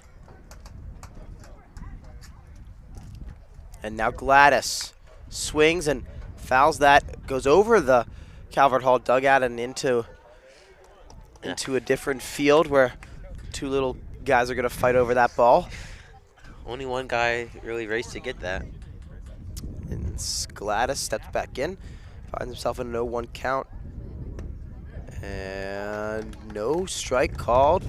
Cal, you think It that is a strike. Sorry, 0-2. you see that fan walking towards the? You see that choice of color? Do you think that's for the Calvert Cardinals? The red? Gotta be. It's gotta be. It's gotta be. Good eye there. Here's a pitch. Oh, And he takes strike 3. Gladys looks like he was swinging a sword out there. The Hounds are gonna exit the 4th inning with getting 1 run on the board to combat the Cardinals 4. And Ryan, do you know what time it is? I believe it's hot seat, cool throne, Cal. And before we jump into that, I believe that was the 1, 2, 3, 6, 7, 8th strikeout on the day for Calvert Hall pitchers combined. Wow. Just impressive showing for them and their whole program and what Lou's been able to build up from the ground, you know? Lou has had an impressive tenure here. So Sad to see him go, although I did just learn about him today. Do you want to do hot seat and then I'll go? Yeah, so my hot seat is the lower lot. Last game we covered, Conn McPherson ripped one for a home run over the right field fence, landed in the lower lot. Conn's headhunting the students and faculty's mode of transport, so lower lot, my hot seat for today. I love it, Ryan. Very creative one. Mine is a little less Okay. off the radar, but my hot seat is us. Us, okay. Because after our most recent broadcast, we have a fan base divided. Divided. We have the old baseball crew who says, you don't know anything about what you're talking about. Old-fashioned. You're not talking about the sport. Nobody cares about the student section. Can I say Bissonnette? Nobody, yeah, we're getting all this heat, and then you get people like Mr. Hubeck who says it was the best broadcast. And his wife yes, said that. Yeah, said it's the best broadcast they ever listened to. So fan base divided. And you really got to, like, do you care about a junior's opinion or the head of the upper school's opinion? Exactly. And And his son wife. plays in the MLB. He felt minor like he leagues, at should least, stop me and baseball. tell me that. So Yeah. So we move on. Cool throne. It's icy hot pain relief, Cal. I know we talked about Trevor. he was rubbing that on his elbow today. Thought he was getting him ready for the game. Icy hot. Really coming in clutch for all these players. Shout out Shaquille O'Neal. Fantastic ad salesman for Icy Hop. Is it Trevor or Shaquille O'Neal? I can't tell. And then for me, we'll have to hurry up before we start here. My cool throne, Cooper Seidel. In his last 2 outings, he's gone all 7 innings, and both times only letting up 1 run. So really strong performance by him, and he's one of the bright spots in this struggling Hounds team. Bright star, Cal. Bright star. Armani. Shout out Bright Star. Tickets on sale now, Thursday, Friday, Saturday, Sunday matinee. All proceeds go to GTV funding. That is correct. All right. As we are introduced to this inning, listening to the Eagles Hotel California, Lamar King steps up to the plate. Catcher. He's reached on 2 fielders' choices today and a single. So reached on a hodgepodge of outcomes. Or smorgasbord, if you will. Now Sinha, Is that a get ready to start. And that is driven on the first pitch out into shallow left center. And McPherson makes the catch. You know what that means, like Ryan? a gazelle, Cal? Like a gazelle out there. I know I feel like I sound like a broken record, but this is the first time that we have seen the Cardinals start off an inning without getting their leadoff baseman on. Yeah, Cal, that was great first pitch by Rohan. Rohan settled down after the maybe rough 4th inning as we see Chase Brody and Craig Seniors here. Still strong pitch and pretty good contact there by the Cardinals batter, but Hounds able to get that early out they've been searching for the past 4 innings. Maybe this could be the inning. I don't want to jinx it, but it could be the inning. The Hounds do not let up a run. I think a 1-2-3 inning here would be a miracle. And nice there's a pitch strike. by Rohan. Rohan's looking like a Darren O'Day's almost submarine style. Sidearm, bit more vertical. Coming off. But I think it's a solid player comp. Darren O'Day, Orioles legend. And there's driven into right field. Right to the right fielder, Stosh Kaminsky. And back-to-back outs for the Hounds. Something seems to be a rarity these days, but starting to really take control here defensively.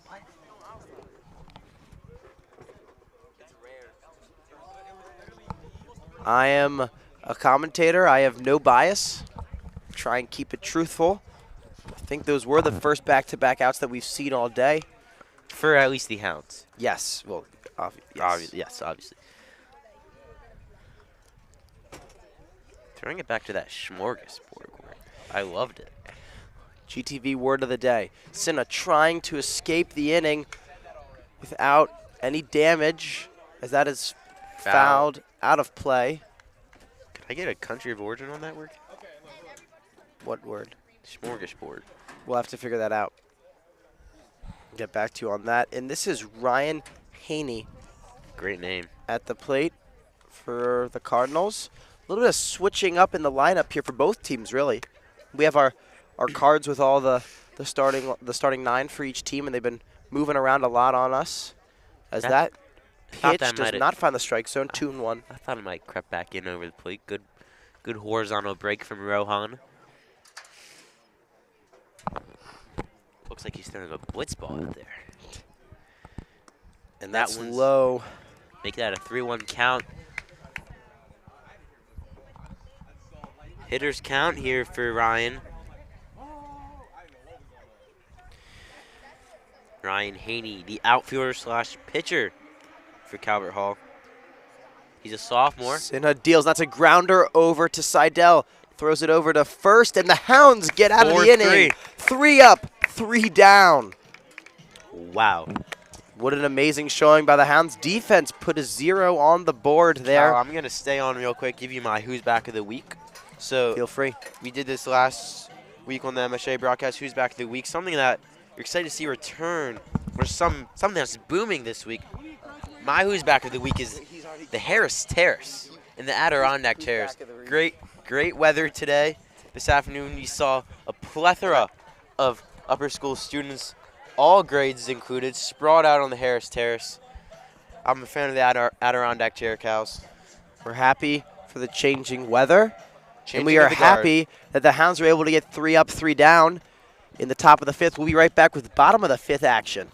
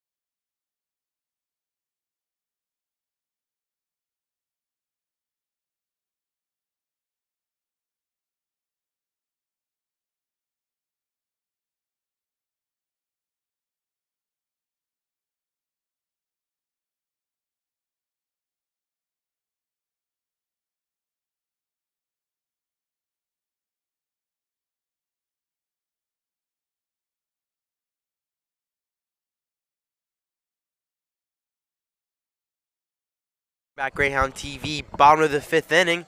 Before we get to Collins at bat, we'd like to give you a quick promo for some upcoming Greyhound TV broadcasts. Keep an eye out for Friday's varsity lacrosse game here at home on Chandley Field. We got a couple of lacrosse players in the stands, fresh off practice, working hard for that game against St. Paul's. St. Paul's coming off an upset win against McDonough. Cal McDonough, top of the table, MIW lacrosse, great team. Former Gilman student Malachi Jones on that team, but yeah, that's going to be a Big great win, game. shaking things up in the MIAA. Such a competitive lacrosse, conference. It really is. And the Hounds trying to find a path to the playoffs in an also very competitive baseball conference. Yeah, we've talked a lot about what the Hounds have coming their way with John Carroll tomorrow. Team that has also been struggling, and that'd be key if they could get that win. And then on Thursday, they will take on St. Mary's, which is that team that sits at the bottom of the rankings, so 2 very winnable games. And then on Tuesday of next week, they're going to take on Loyola. So the next 3 games are crucial, Ryan. If they drop this game, they can still come out of their next 3 games 3-0. And then they'd be sitting pretty for the playoffs, you'd have to imagine. Big swing by Colin there on a 3-1 count. Make that a full count. But yeah, tomorrow John Carroll, Cooper's pitching. So always entertaining to watch that. Yeah. And you might have to think that's got to be why they've been taking this approach with the mound. They're not really getting anyone too tired, even though that might have to do with how they haven't really gotten the production they've wanted from the mound so far. But good eye by Colin there on the outside pitch. Colin reaches safely on first. That's Colin's second time reaching base. First inning he struck out, but third inning he actually reached on an error, E5, but he was unfortunately caught stealing. So let's see if he can maybe get a change in luck. let's see if Sinna can help him out. Try to advance the runner here. That's going to be low and away. Pretty effective attempt at framing it, though, there by the Calvert Hall catcher. That's number 4, King, at the plate. And that's called strike 1 for Sinha. And Cal, we have another Calvert Hall pitcher. This is Clover Garrick, sophomore. Rohan Nice take. You saw him start to go around there. Good patience at the plate. Make that a 2-1 count for Rohan. Let's see if the Hounds can show what they're made of here, Ryan. Get a few runs here. Good eye by Rohan. Fresh off that exam. Rohan keeps checking. Get the sign from Larry Sheets. And drive this one into the gap. And that is ripped Chops foul. that one. Seidel on deck. Very effective hitter. We talked about him a lot, so I'd like to give him something to work with, give him some base runners. Wouldn't be surprised if McPherson takes off, and he does. And it's in the dirt. Good call, Cal. And that's 2 men on, though. good start here to the 5th inning for the Hounds as Seidel steps up. Wow, Ryan, wouldn't it be huge if he could connect on one here? Yeah, he's unfortunately not been able to do too much at the plate today. He was hit by a pitch first inning, reached to third, and then struck out in the third. We'll see if he can maybe come up in the clutch for the Hounds here. Looks at the first strike, straight down the middle with the fastball from Garrick from Calvert Hall.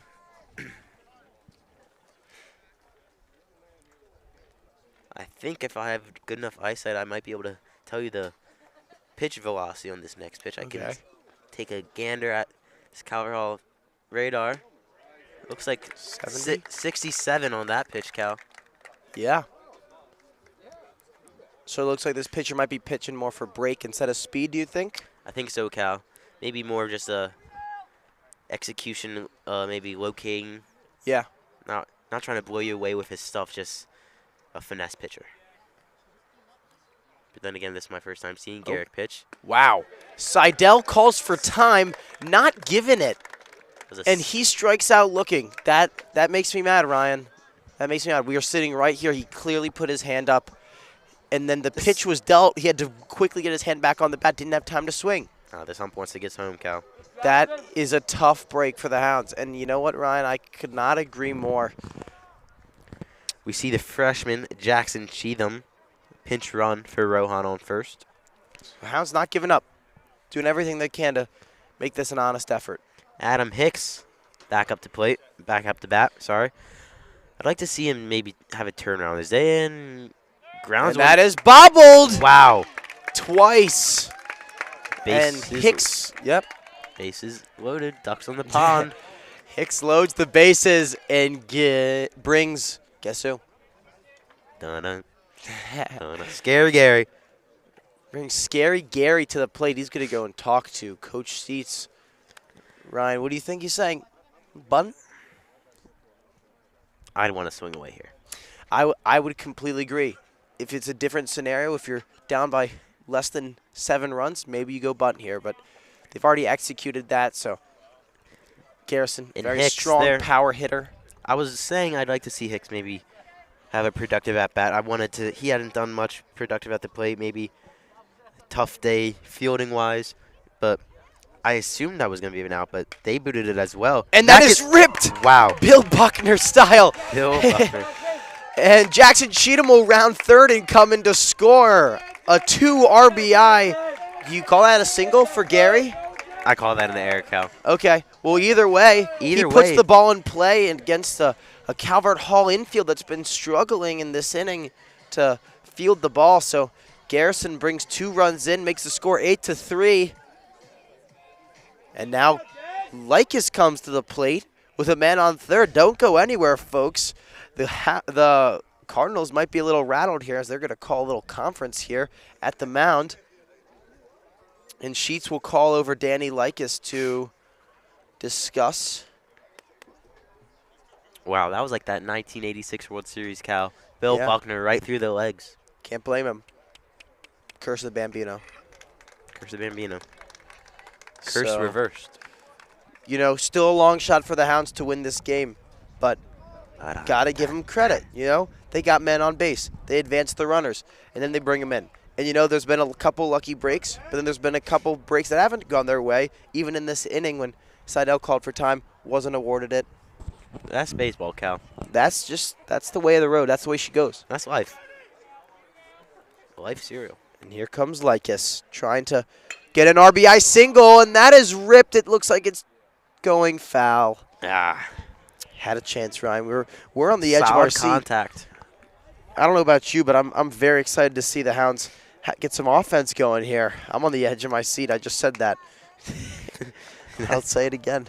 It's an 8-3 game. 2 runs this inning. Most they've scored inning this game. Last MSJ game, though, they did have an offensive outburst of that one game, that one inning. But Yes, indeed. let's see if maybe these Blew it similar open. storylines. This And that is ripped through! Hicks will score. Garrison to second. Lycus will go to first. wow, And the Hounds not going away quietly. not at all. Showing some life here late in the game. This is what it's all about. Here we go, Jim. After getting nothing in their first 3 at-bats, they come back with 4 in their last 2 innings. Hounds looking strong, and now men on first and second, still only 1 out. And Wyatt Randolph steps in. I got a question. Why not Hit me. us? Why not us? Do you believe in miracles? Now Randolph. And he swings on it. You can tell, Ryan. There's a could- little bit of energy Yeah. coming out of the dugout. They're swinging. They think they got a chance here. A little opening. The door's cracked. It's not open, but they left it cracked. Wyatt still having, maybe trying to get that signature Varsity moment. Welcome to Varsity. Yeah. That one's good. And eye that by one's going to Wyatt. get Blown away. Garrison thought about taking off. Evens the count for Wyatt. Good eye. You don't, obviously you want him to be attack at the plate, be aggressive, take advantage of this opportunity with runners in scoring position. Yes. But you don't want him to have dumb swings. Exactly. And Ryan, you see the Hounds that they love to steal. Do you see them stealing in this situation? I don't think I'd see a double steal here, Cal. I agree. It does look like they pinch ran with Zach Harvey, fan favorite, broadcaster's favorite here on first. Yeah.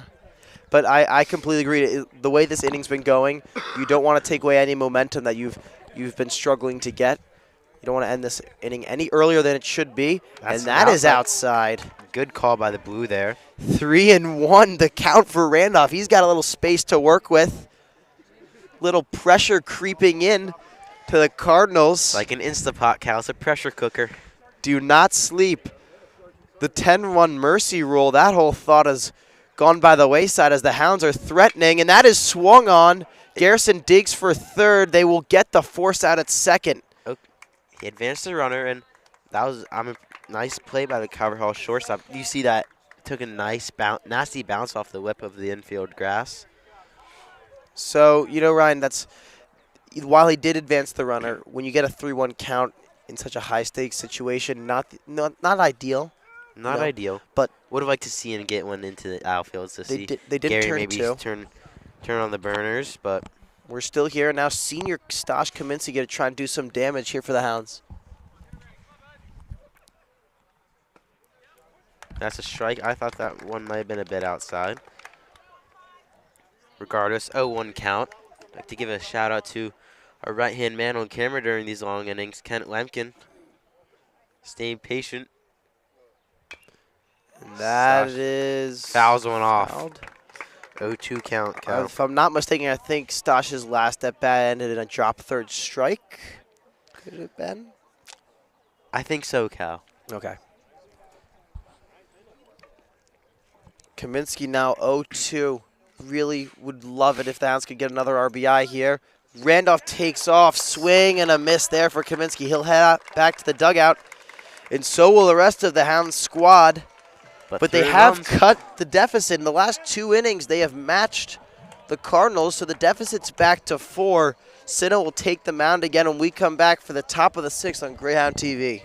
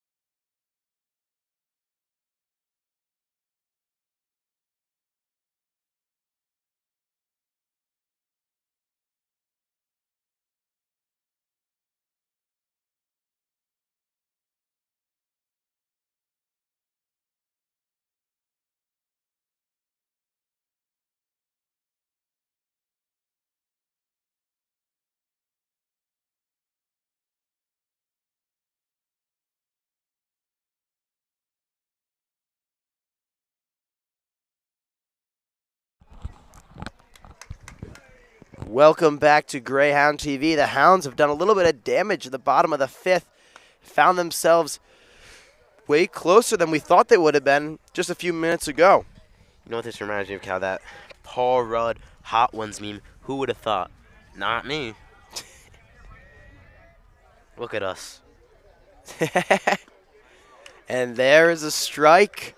Strike 2 there for Sinha, trying to start off the inning strong. And Ryan will try to start off the inning strong with his next trivia question. I've missed the last inning. I was somber that we might have passed by, but we did cover some. And that is chopped. It looks like it's going to get down. Garrison tracking, but it'll be Kaminsky on the play. That was a great play by Stosh. Outfield has been on point these past 3 games, Cal. I've been impressed, thoroughly impressed. And, you know, Ryan, I feel like I've been saying this all game, and that's because I have. But so far, every inning that they've managed to get the leadoff hitter out, the Cardinals have not scored. So maybe that's a sign. Things are starting to change here at Barrett Stadium. Ryan, here's your question. Which San Francisco player once hit a home run but did not score? Oh, okay. Options are available. I might have to go options, Cal. Aaron Rowand, Randy Wynn, John Bowker, and Benji Molina. I'm going with Benji. Correct! Ryan Joyce. He's on Fuego. On September 26, 2008, Benji Molina became the first player in MLB history to hit Benji? A home run and not get credit for a run scored. High fly ball over the infield. Looks like Hicks is calling everyone off, and he makes the catch. The catch. Hounds. Quick 2 outs, Cal. Here we go, Ryan. 5 straight outs. Tony. The 5 straight outs here for the Hounds. And It's a game of runs as the Cardinals have gone cold. You know what else is game of runs? College basketball and pickleball. Pickleball, yes. Pickleball is a game of runs. Now Sinha, who's been great. He's been fantastic. Another strike there. If we had single-game Cy Young Awards, I give it to Sinha without a doubt. And just a quick thing about that trivia. Molina hit a ball off the right field wall. It was originally ruled a single. The umpire used instant replay and subsequently ruled it a home run. But Molina had already been replaced at first base with a pinch runner who rounded the bases and was credited for a run. Wow, that's crazy, Con. The more you know. The more you know. And now Sinha has found himself with no balls, 2 strikes, and 2 outs. Trying to get the Hounds' bats back out there for the top of the order, and that one's low. I like that pitch, though, Cal. Started inside, broke back across, wanted the cover guy to chase. Didn't get the swing he wanted, but it's 0-2 count. He had room to work with. Exactly.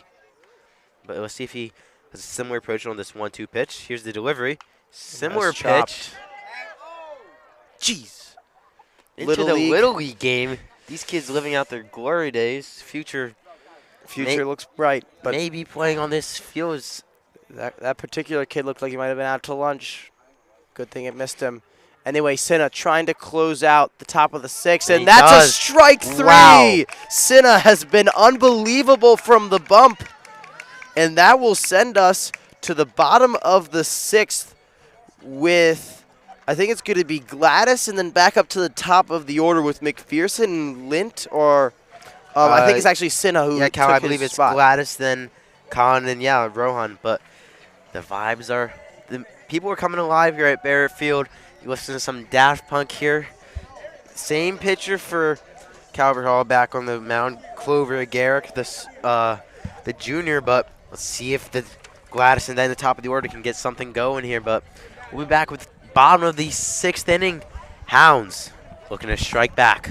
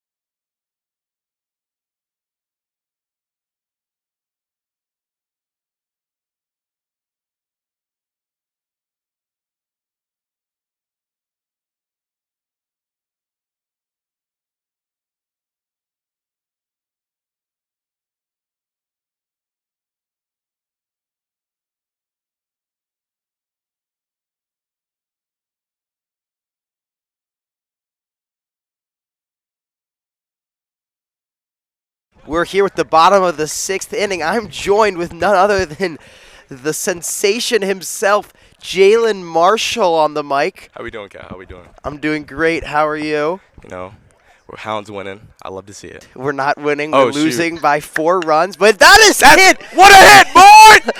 Yeah, boy! Left field, Gladys gets on base, and that will bring us to the top of the order. Okay. The Hounds, they're scary right now. I like it, you know. I see a lot of fight in the Hounds. We're not going out like this. We don't go anywhere. Do you want to tell us anything about Penn Relays? Oh, man, it was a great experience, you know, with JB, myself, Donovan Young, and Dejon Lane. We came out there. We broke the school record on the 4x1. So That's amazing. Great group. We were looking at the board today, and we're wondering when they're going to get your guys' names up there, hopefully sooner rather than later. yeah, man, you know, probably after the season, after a couple more records are broken, of course. Yeah, and I can see the sand in your hair. That's getting grind time, you know, coming Indeed. down to the end of the season, home stretch. My colleague Ryan Joyce has a couple questions for you. Jalen, how you doing? How we doing, Ryan? I had a question following that Penn Relays. I saw that viral video of our fellow classmate Peter Heesters in that the meatball. Is he doing okay? He's doing really good, man. It was a fun time. I don't know what he was trying to do with the meatball, but you know, we had a great time in Pennsylvania and Philly. Glad to hear it. Yep. Congrats again on the Penn Relays. Yeah, thank Look you. forward to Spanish class again tomorrow. Oh yeah, a bunch of Google Translate will be used.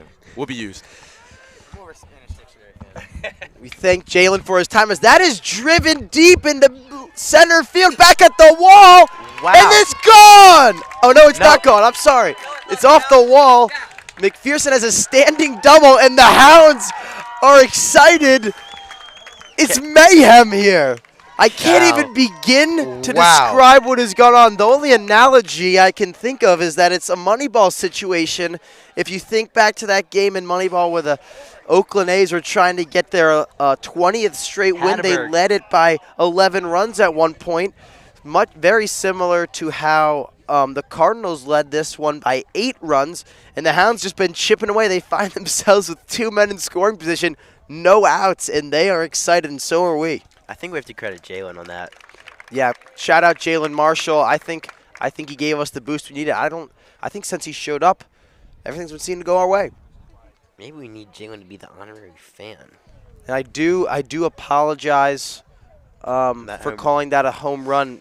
Depth perception from where we are is pretty off. It is tough. I mean, we're combating with a net and the fence has kind of a mesh. I saw the ball cross-link drop. I fence. just thought it was behind it. It's tough to really tell. So, but we did get excited because last game we kind of just screamed. This time we tried to call it, although it was a double. But Colin, last game home run. He's on fire. And there's something about this team. It's like contagious.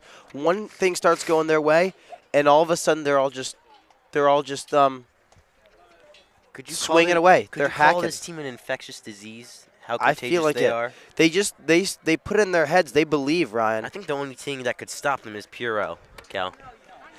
Yeah. David, do you have anything to say about just this Gilman team's fight that we've seen these past 2 innings, especially Rohan's performance? This is David from our last broadcast on Thursday. He'll share a few words. You know what? This performance has just been purely electric. You know, you love to see this team go. Such a bright young core. You know, they'll keep it going, moving on to the later innings. But I'm really excited to see the outcome of this game. Thank you for having me, Ryan.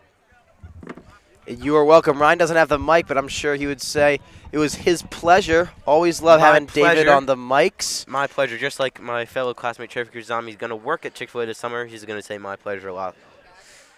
Exactly. So, in all of the excitement, you might have forgot the scenario we're facing. Rohan Sinha steps into the plate. There is a new pitcher on the mound for the Cardinals. I believe it's number 27, Cal. I think that's Max Polun, the junior, the pitcher. So Max, Hartford Day Middle School. I know a couple guys in our class. so Rohan Millock. yes, Hartford Day okay. School. So Max Paloon steps onto the mound, Sounds like Max Balone a bit. straight out of Hartford Middle School, and we have McPherson on second. And I think that's Harvey pinch running at third for Gladys now. It is. Harvey's a pinch running machine. Harvey Dent. Interesting situation here for the Hounds because you think to yourself, it's high school baseball. 4 runs is a tall task, but one hit here could cut that lead in half, and that is swung on. He wanted that one, That was Ryan. a good pitch, though, Cal. That was nice break, high to low. Exactly. Really just sawed off Rohan, broke outside right into his hands. Yeah, the only downside of having the Hounds being this excited right now is they're swinging at a lot. So Ooh. you could get them with some junk. As that looked like it was going to be outside, but I guess it comes back in. Caught the outside half of the plate. Yep. Rohan's got to be 1-2. protective here. Got to be protective here. 1-2 Gotta count. protect the 2 plate. men in scoring position. And there's still only there's no outs. No outs. No outs. And Sinha trying to do some damage. And that Oh. gets behind him. Gets behind him. Oh. Harvey. Collective gas by us. Oh, man. Zach That looks Harvey like a had prime the chance. opportunity You can't blame for him, a though. run. He doesn't. You don't want him to run and get called out. You have the head coach right there. He's not going to go against him and get thrown out there, especially with 2 strikes on Sinha. And fouled Good it off. fight. Stays alive, but boy, Ryan, I mean, that was one of those plays where you couldn't see exactly where the ball was going to end up. So it makes sense that they would have held him up, but missed opportunity in my mind in a game that they really need to start getting some runs soon, as there's only 2 innings left. That's low. And that is called low. The Cal- Cardinals fans cannot believe what they are seeing. You can see a little bit of stress I think they over should there. They're so upset they should file a complaint to MIAA. Can't do anything about yelling at this ump. There's tension. You could cut it with a knife and swing and a miss. And the Cardinals' parents, who have been pretty silent the whole game because they thought they had this one in the bag, have started giving standing ovations to strikeouts. That's a little interesting. Yeah, getting a little ahead of themselves, I think. We'll see, but Cooper Seidel's going to try and silence the haters here, and that's going to be no. No, Cal. We have to refrain ourselves. That is a was- bummer, because that was a ball. To say the least. I mean, Inconsistent strikes, and we were talking about how we thought that he was calling some inside. That's the same pitch. inconsistencies at its finest. I mean, if you had Amazon Web Services, shout out our sponsor of the game, sponsor of this bottom of the 6th inning.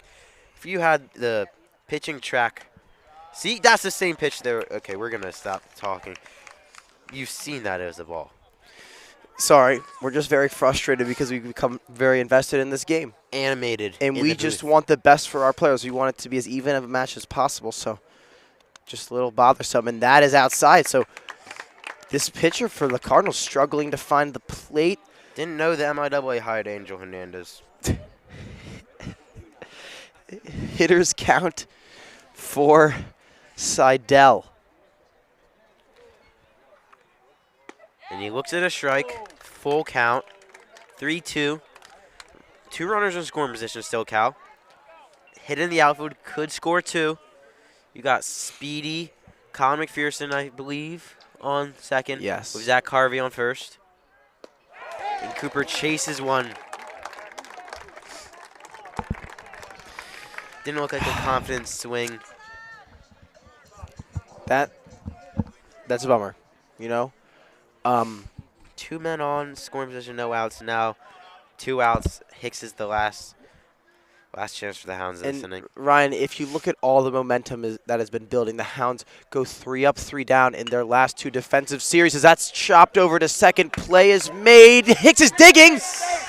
No way! No way! This is blasphemous, Cal. That is maybe one of the most botched calls in the most important play of the entire game. The ump calls him out. Entire season, possibly, Cal. Whatever happened to tie goes to the runner, I don't know. It wasn't even a tie. He was there first. And Ryan, in a game we've talked about so much building momentum, they go 3 up, 3 down. Their last 2 defensive series is they find a way to score 3 in their last inning at bat, and then they get 2 men in scoring position with no outs. And series of unfortunate events topped off by an absolute horrible call at first base. Can't believe. I can only assume Calvert Hall must have paid these umps off. We're gonna have to take a step back for the start of the 7th inning. We're gonna try to We're gonna need a deep control breath. our emotions. Thank you. Stand by, please.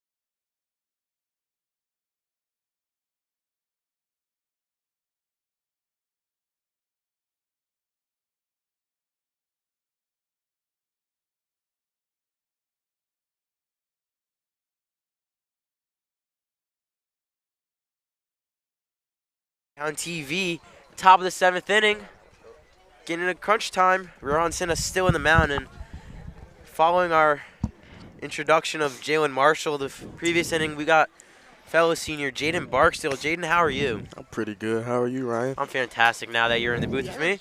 We need energy, Jaden. We need. So, you're a fellow baseball player, middle Yes, sir. school baseball. Yep. When did you hang up the cleats? All right, so 9th grade, I tried out, didn't make the team. Pretty rough. I didn't make JV, didn't Really? make first off, didn't make anything. I think it's their loss. I know. I think they need me out there right now. I think you should go volunteer. Think I should? Where's Coach Sheets? I believe he's in the dugout. Ah. What's the count? So 1-1. 1-1.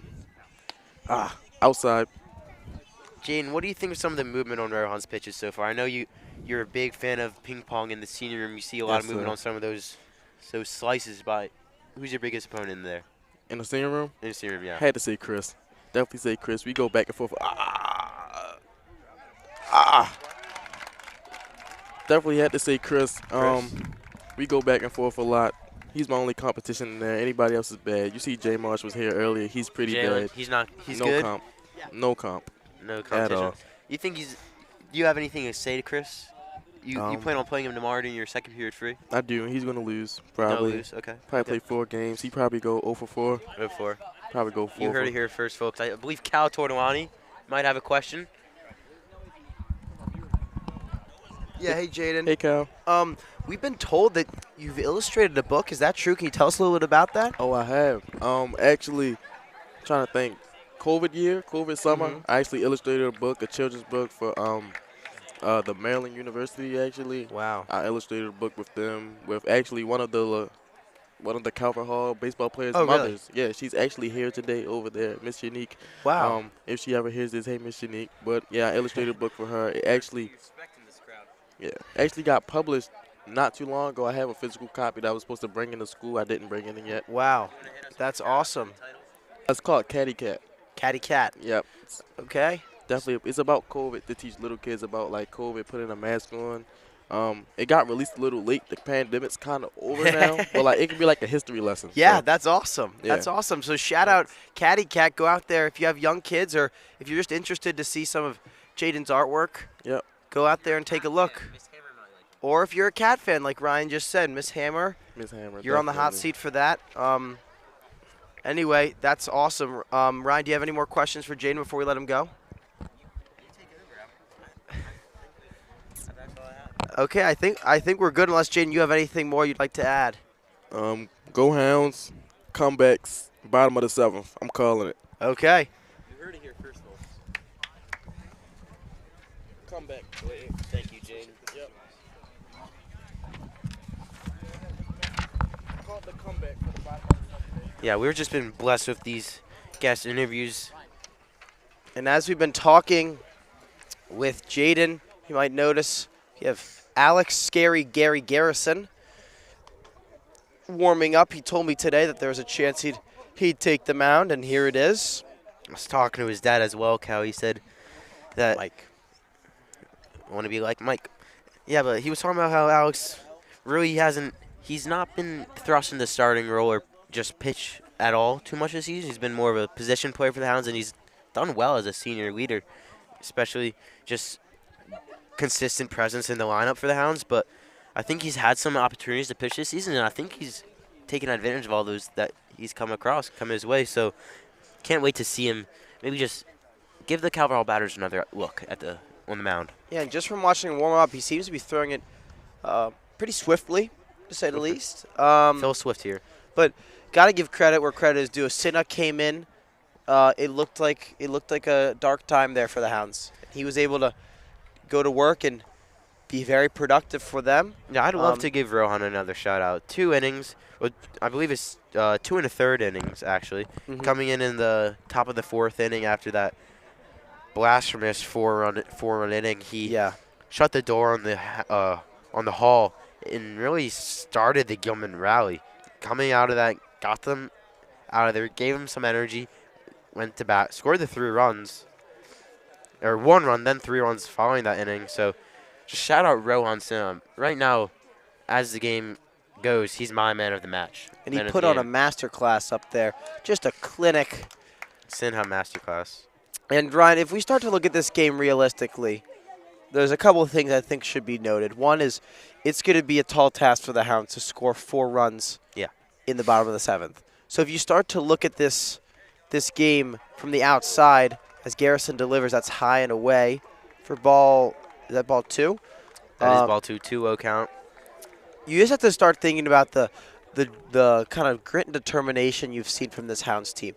This is a top-tier baseball team in the Calvert Hall Cardinals. And the Hounds are that team that's been really struggling to kind of get their traction. And you're going to look at their record and say, you know what, this team, they're going to get written off. And, Ryan, I'm going to just say it now. I think this team's going to go 3-0 in their next 3 games that we mentioned earlier. I think they're going to make the playoffs, and I think they're going to shake things up.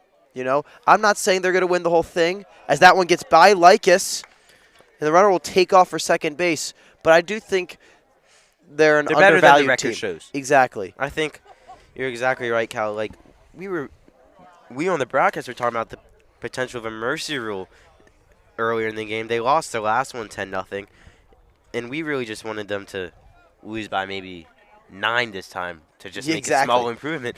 But they really put us on notice.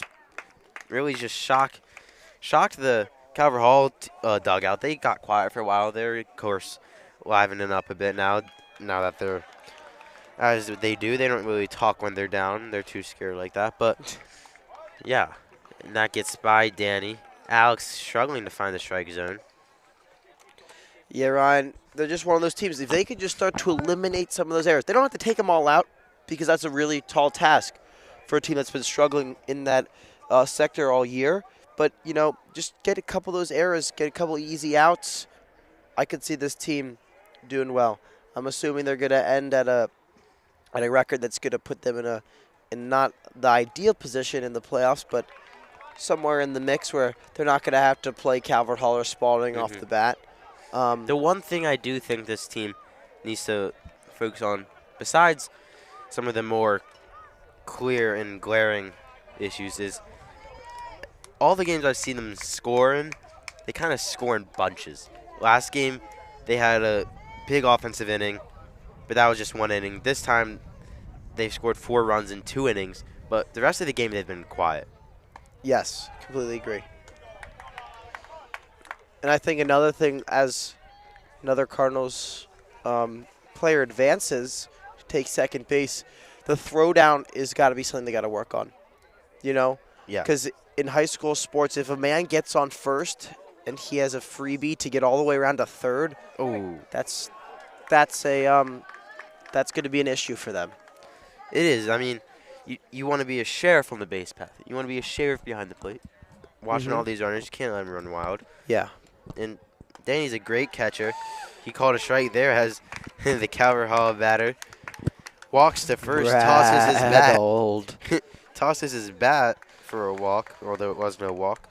Goes back in the batter's box. But, yeah, Likes is a great catcher for Gilman. He just has to work on – he's had some great throws, too. Some of them have been the receiving end issue, but he does have to maybe get a bit more consistent, as it looks like Collins calling off Alex and Adam Hicks for that first out of the inning. Big first out of the inning. Yeah, they needed that one, Ryan. They're actually faced with the same exact situation as the Hounds in the last inning. Men on second and third, no outs. Garrison finally gets that first out, so hopefully they can keep on moving. Keep on keeping on.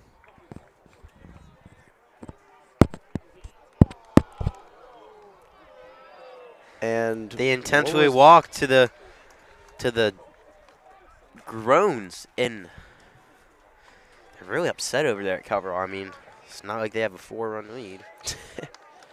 Yeah, never mind. Can't say that. Anyway, Garrison finds himself with 1 out, bases loaded, and he deals. That's popped up. Behind us, heads up on the path. Looks like it lands on Sotier Stadium Field, home of the Gilman football Hounds. Foothounds. The Foothounds. Used to be a dynasty, trying to build back up to that. It's a slow and steady process, but Shout out to Michael Heimker, former baseball fan, who mentioned that I think it was 7 years ago. free Poggi. Football team was ranked. It was like 19th or something in the country. Ninth. Ninth, I believe. Ninth in the country. I think he said 19th, actually. 19th. Thank you, But- David, for the clarification there. David's our that in-house gene Sterator. Thank you, David. He's a guy we love to You have go on a long the crew. ways. New addition here, rising star. You'll be hearing his voice on the mic a lot, especially after we're gone. And he goes for the walk. Lycus wanted to throw, but Wyatt Randolph was not at the bag. I believe the Calvert Hall batter, I believe that's number 25, Caden Barmer. He showed bunt, and the runner on third took off, anticipating that bunt, and Wyatt crept in to follow Yes, him in. Indeed. So that explains why he wasn't at third, but there's a That grounder. is grounded. Gets- It's going to make it through. And that might have put the game on ice as he will round the corner and It's a 10-4 Give- game, Cal. the Cardinals a 6-run lead after the Hounds really threatened in the 4th and 5th innings to start That is a major disgusting comeback. act. Lycus mouths a certain word towards the stands and just not happy about how the end of this game has gone. Like you said, they like to score in clumps. They've been kind of struggling to string together a 7-inning strong performance here on all sides. Nevertheless, the Hounds still have a game to finish. They do. Game's not over. And the way that this game ends might double play end up is in putting order, an though. ended. Yeah. It might put a damper on how you think of the whole game as a whole. The entire game, you know, As a whole, yeah. as a whole. I mean, I think they gotta be at least content with some of those middle innings where they showed some fight in them. I mean, they could have gone down without a fight and just let the mercy rule them. And the other thing I'm starting to wonder, Ryan, is last year during their playoff push, they really had such strong pitching, and they had a guy in Peter Hubeck who they could count on as a And Bennett generational Spicer. talent that they could put on the mound and win. And you see something not the same, but very similar in Cooper Seidel. But it leads you to think almost too much reliance on him. And it's what you like. It's just an interesting situation you find yourself in when you start thinking about this team, because you have Seidel, who's an amazing pitcher, but they don't have. I don't really think they have strong enough bullpen and closers to really help them through. Yeah, I believe they've won 3 games this year in conference. I think it's all 3 that Cooper has pitched. And their strategy with him has basically been rest him, and then play him for 7 innings. So they're going to really need some of these other guys to step up here if they want a fighting chance. Yeah, I couldn't have said it better, Cal. I do want to give one last shout out to Lou Eckerl. We saw some of those quotes from the Baltimore Sun article on him. He's a big clubhouse guy, fan favorite. He cares about these players more than the game itself. And look, he's been out of the dugout on the warning track for who knows how long. The whole game, it seems like. Just he's involved in the game. They've got a commanding lead. He's still out there. Yeah. Really shows testament to his dedication to Calvert Hall athletics. Yes, and we've been talking a lot about external stuff, but Garrison's been struggling at the mound. He just walked another batter now. Bases loaded, only one out. And he deals. And there's a strike. That was a good pitch. Good job to get ahead of the count early for Garrison.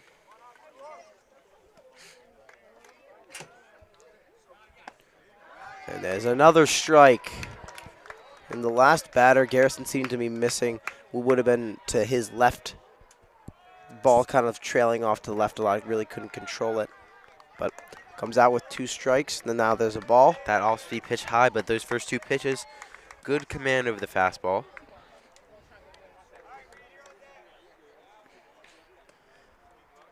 Swing! Garrison. Gets the second out. That's how you come back from what seemed like a very unfortunate turn of events, but comes back with the strikeout.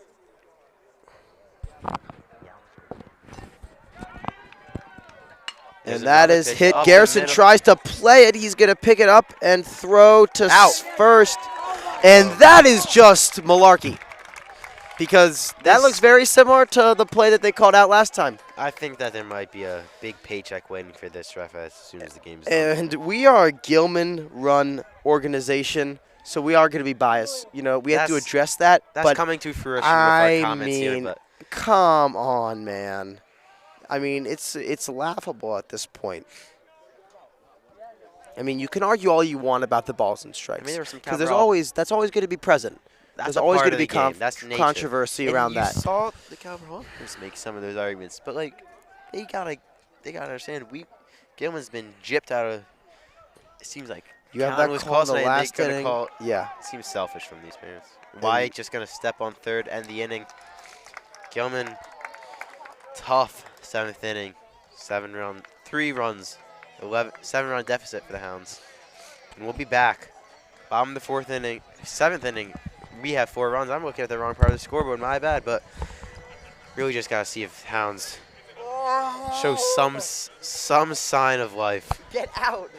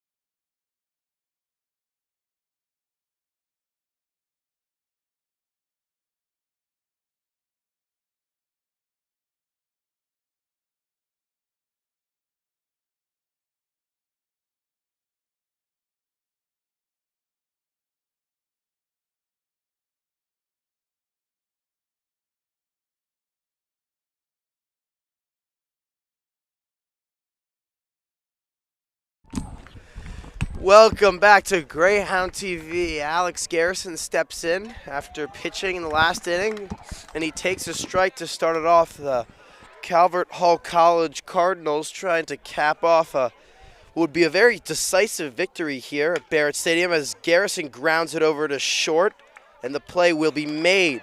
Strong throw across the diamond. Threw it on strike to first baseman. That was a solid contact by Gary.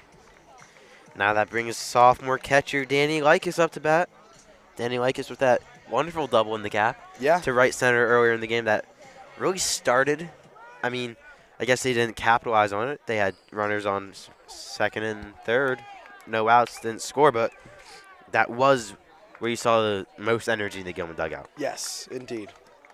Danny steps out of the box as Calvert's pitcher's not yet ready to. Now he comes set. Gets the sign. Here's the delivery. Big swing and a miss from Danny. And you can tell the Calvert Hall parents starting to taste it. Starting to clap out every pitch. Father and advisor starting to film these final outs. Yeah, seniors putting a close on the season as that is hit over to short again. And I believe he caught that. Caught Danny that on the thought he fly. I like the hustle by Danny, not assuming that he caught it on the fly, running it out, but it was a nice catch by the Calvert shortstop. 2 in a row. Great plays by him. Hit on the line. Served right to him. Now Randolph. See if Randy can be a change. Wants to extend this game. Checks on a strike. 2 strikes away the Cardinals are. It's a sad time for going baseball right now. Unfortunate, but you know what, Ryan? At least there was a moment in this game where there was a chance, you know? And in baseball, sometimes that's all you can hope for. There was just a sliver of light, and we really didn't think that they were going to win, but they did, you know? That's what counts. They believe. Like exactly. Ted Lasso, believe. Believe. And good show, by the way, but want to say from that show, they have a animal with the shortest memory, goldfish. They got to be that for tomorrow's game. Exactly. Tomorrow's a new day. Can't let this one dangle over their heads. You know, Ryan, they put together 2 really strong innings. They did. And that's might proud sound of that. condescending because it's a 7-inning game, but you know, honestly, against a team that's this strong, like those innings they're flawless. You know, scored 4 runs, allowed no base runners. It's Yeah, just- Rohan was really the spark for this team. He was the bright star. Reminder, go get your tickets now. Support your theater hounds.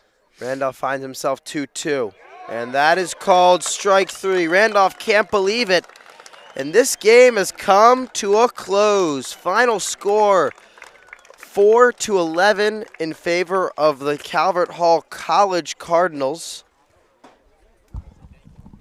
Thank you so much for tuning in. We'd like to thank our supporting cast here, our wordsmith, Brooks Matthews, Kent Lemkin on the camera, David there with the stats, Cesare Cicanti helping with all of our technology needs. And we'd like to say good night here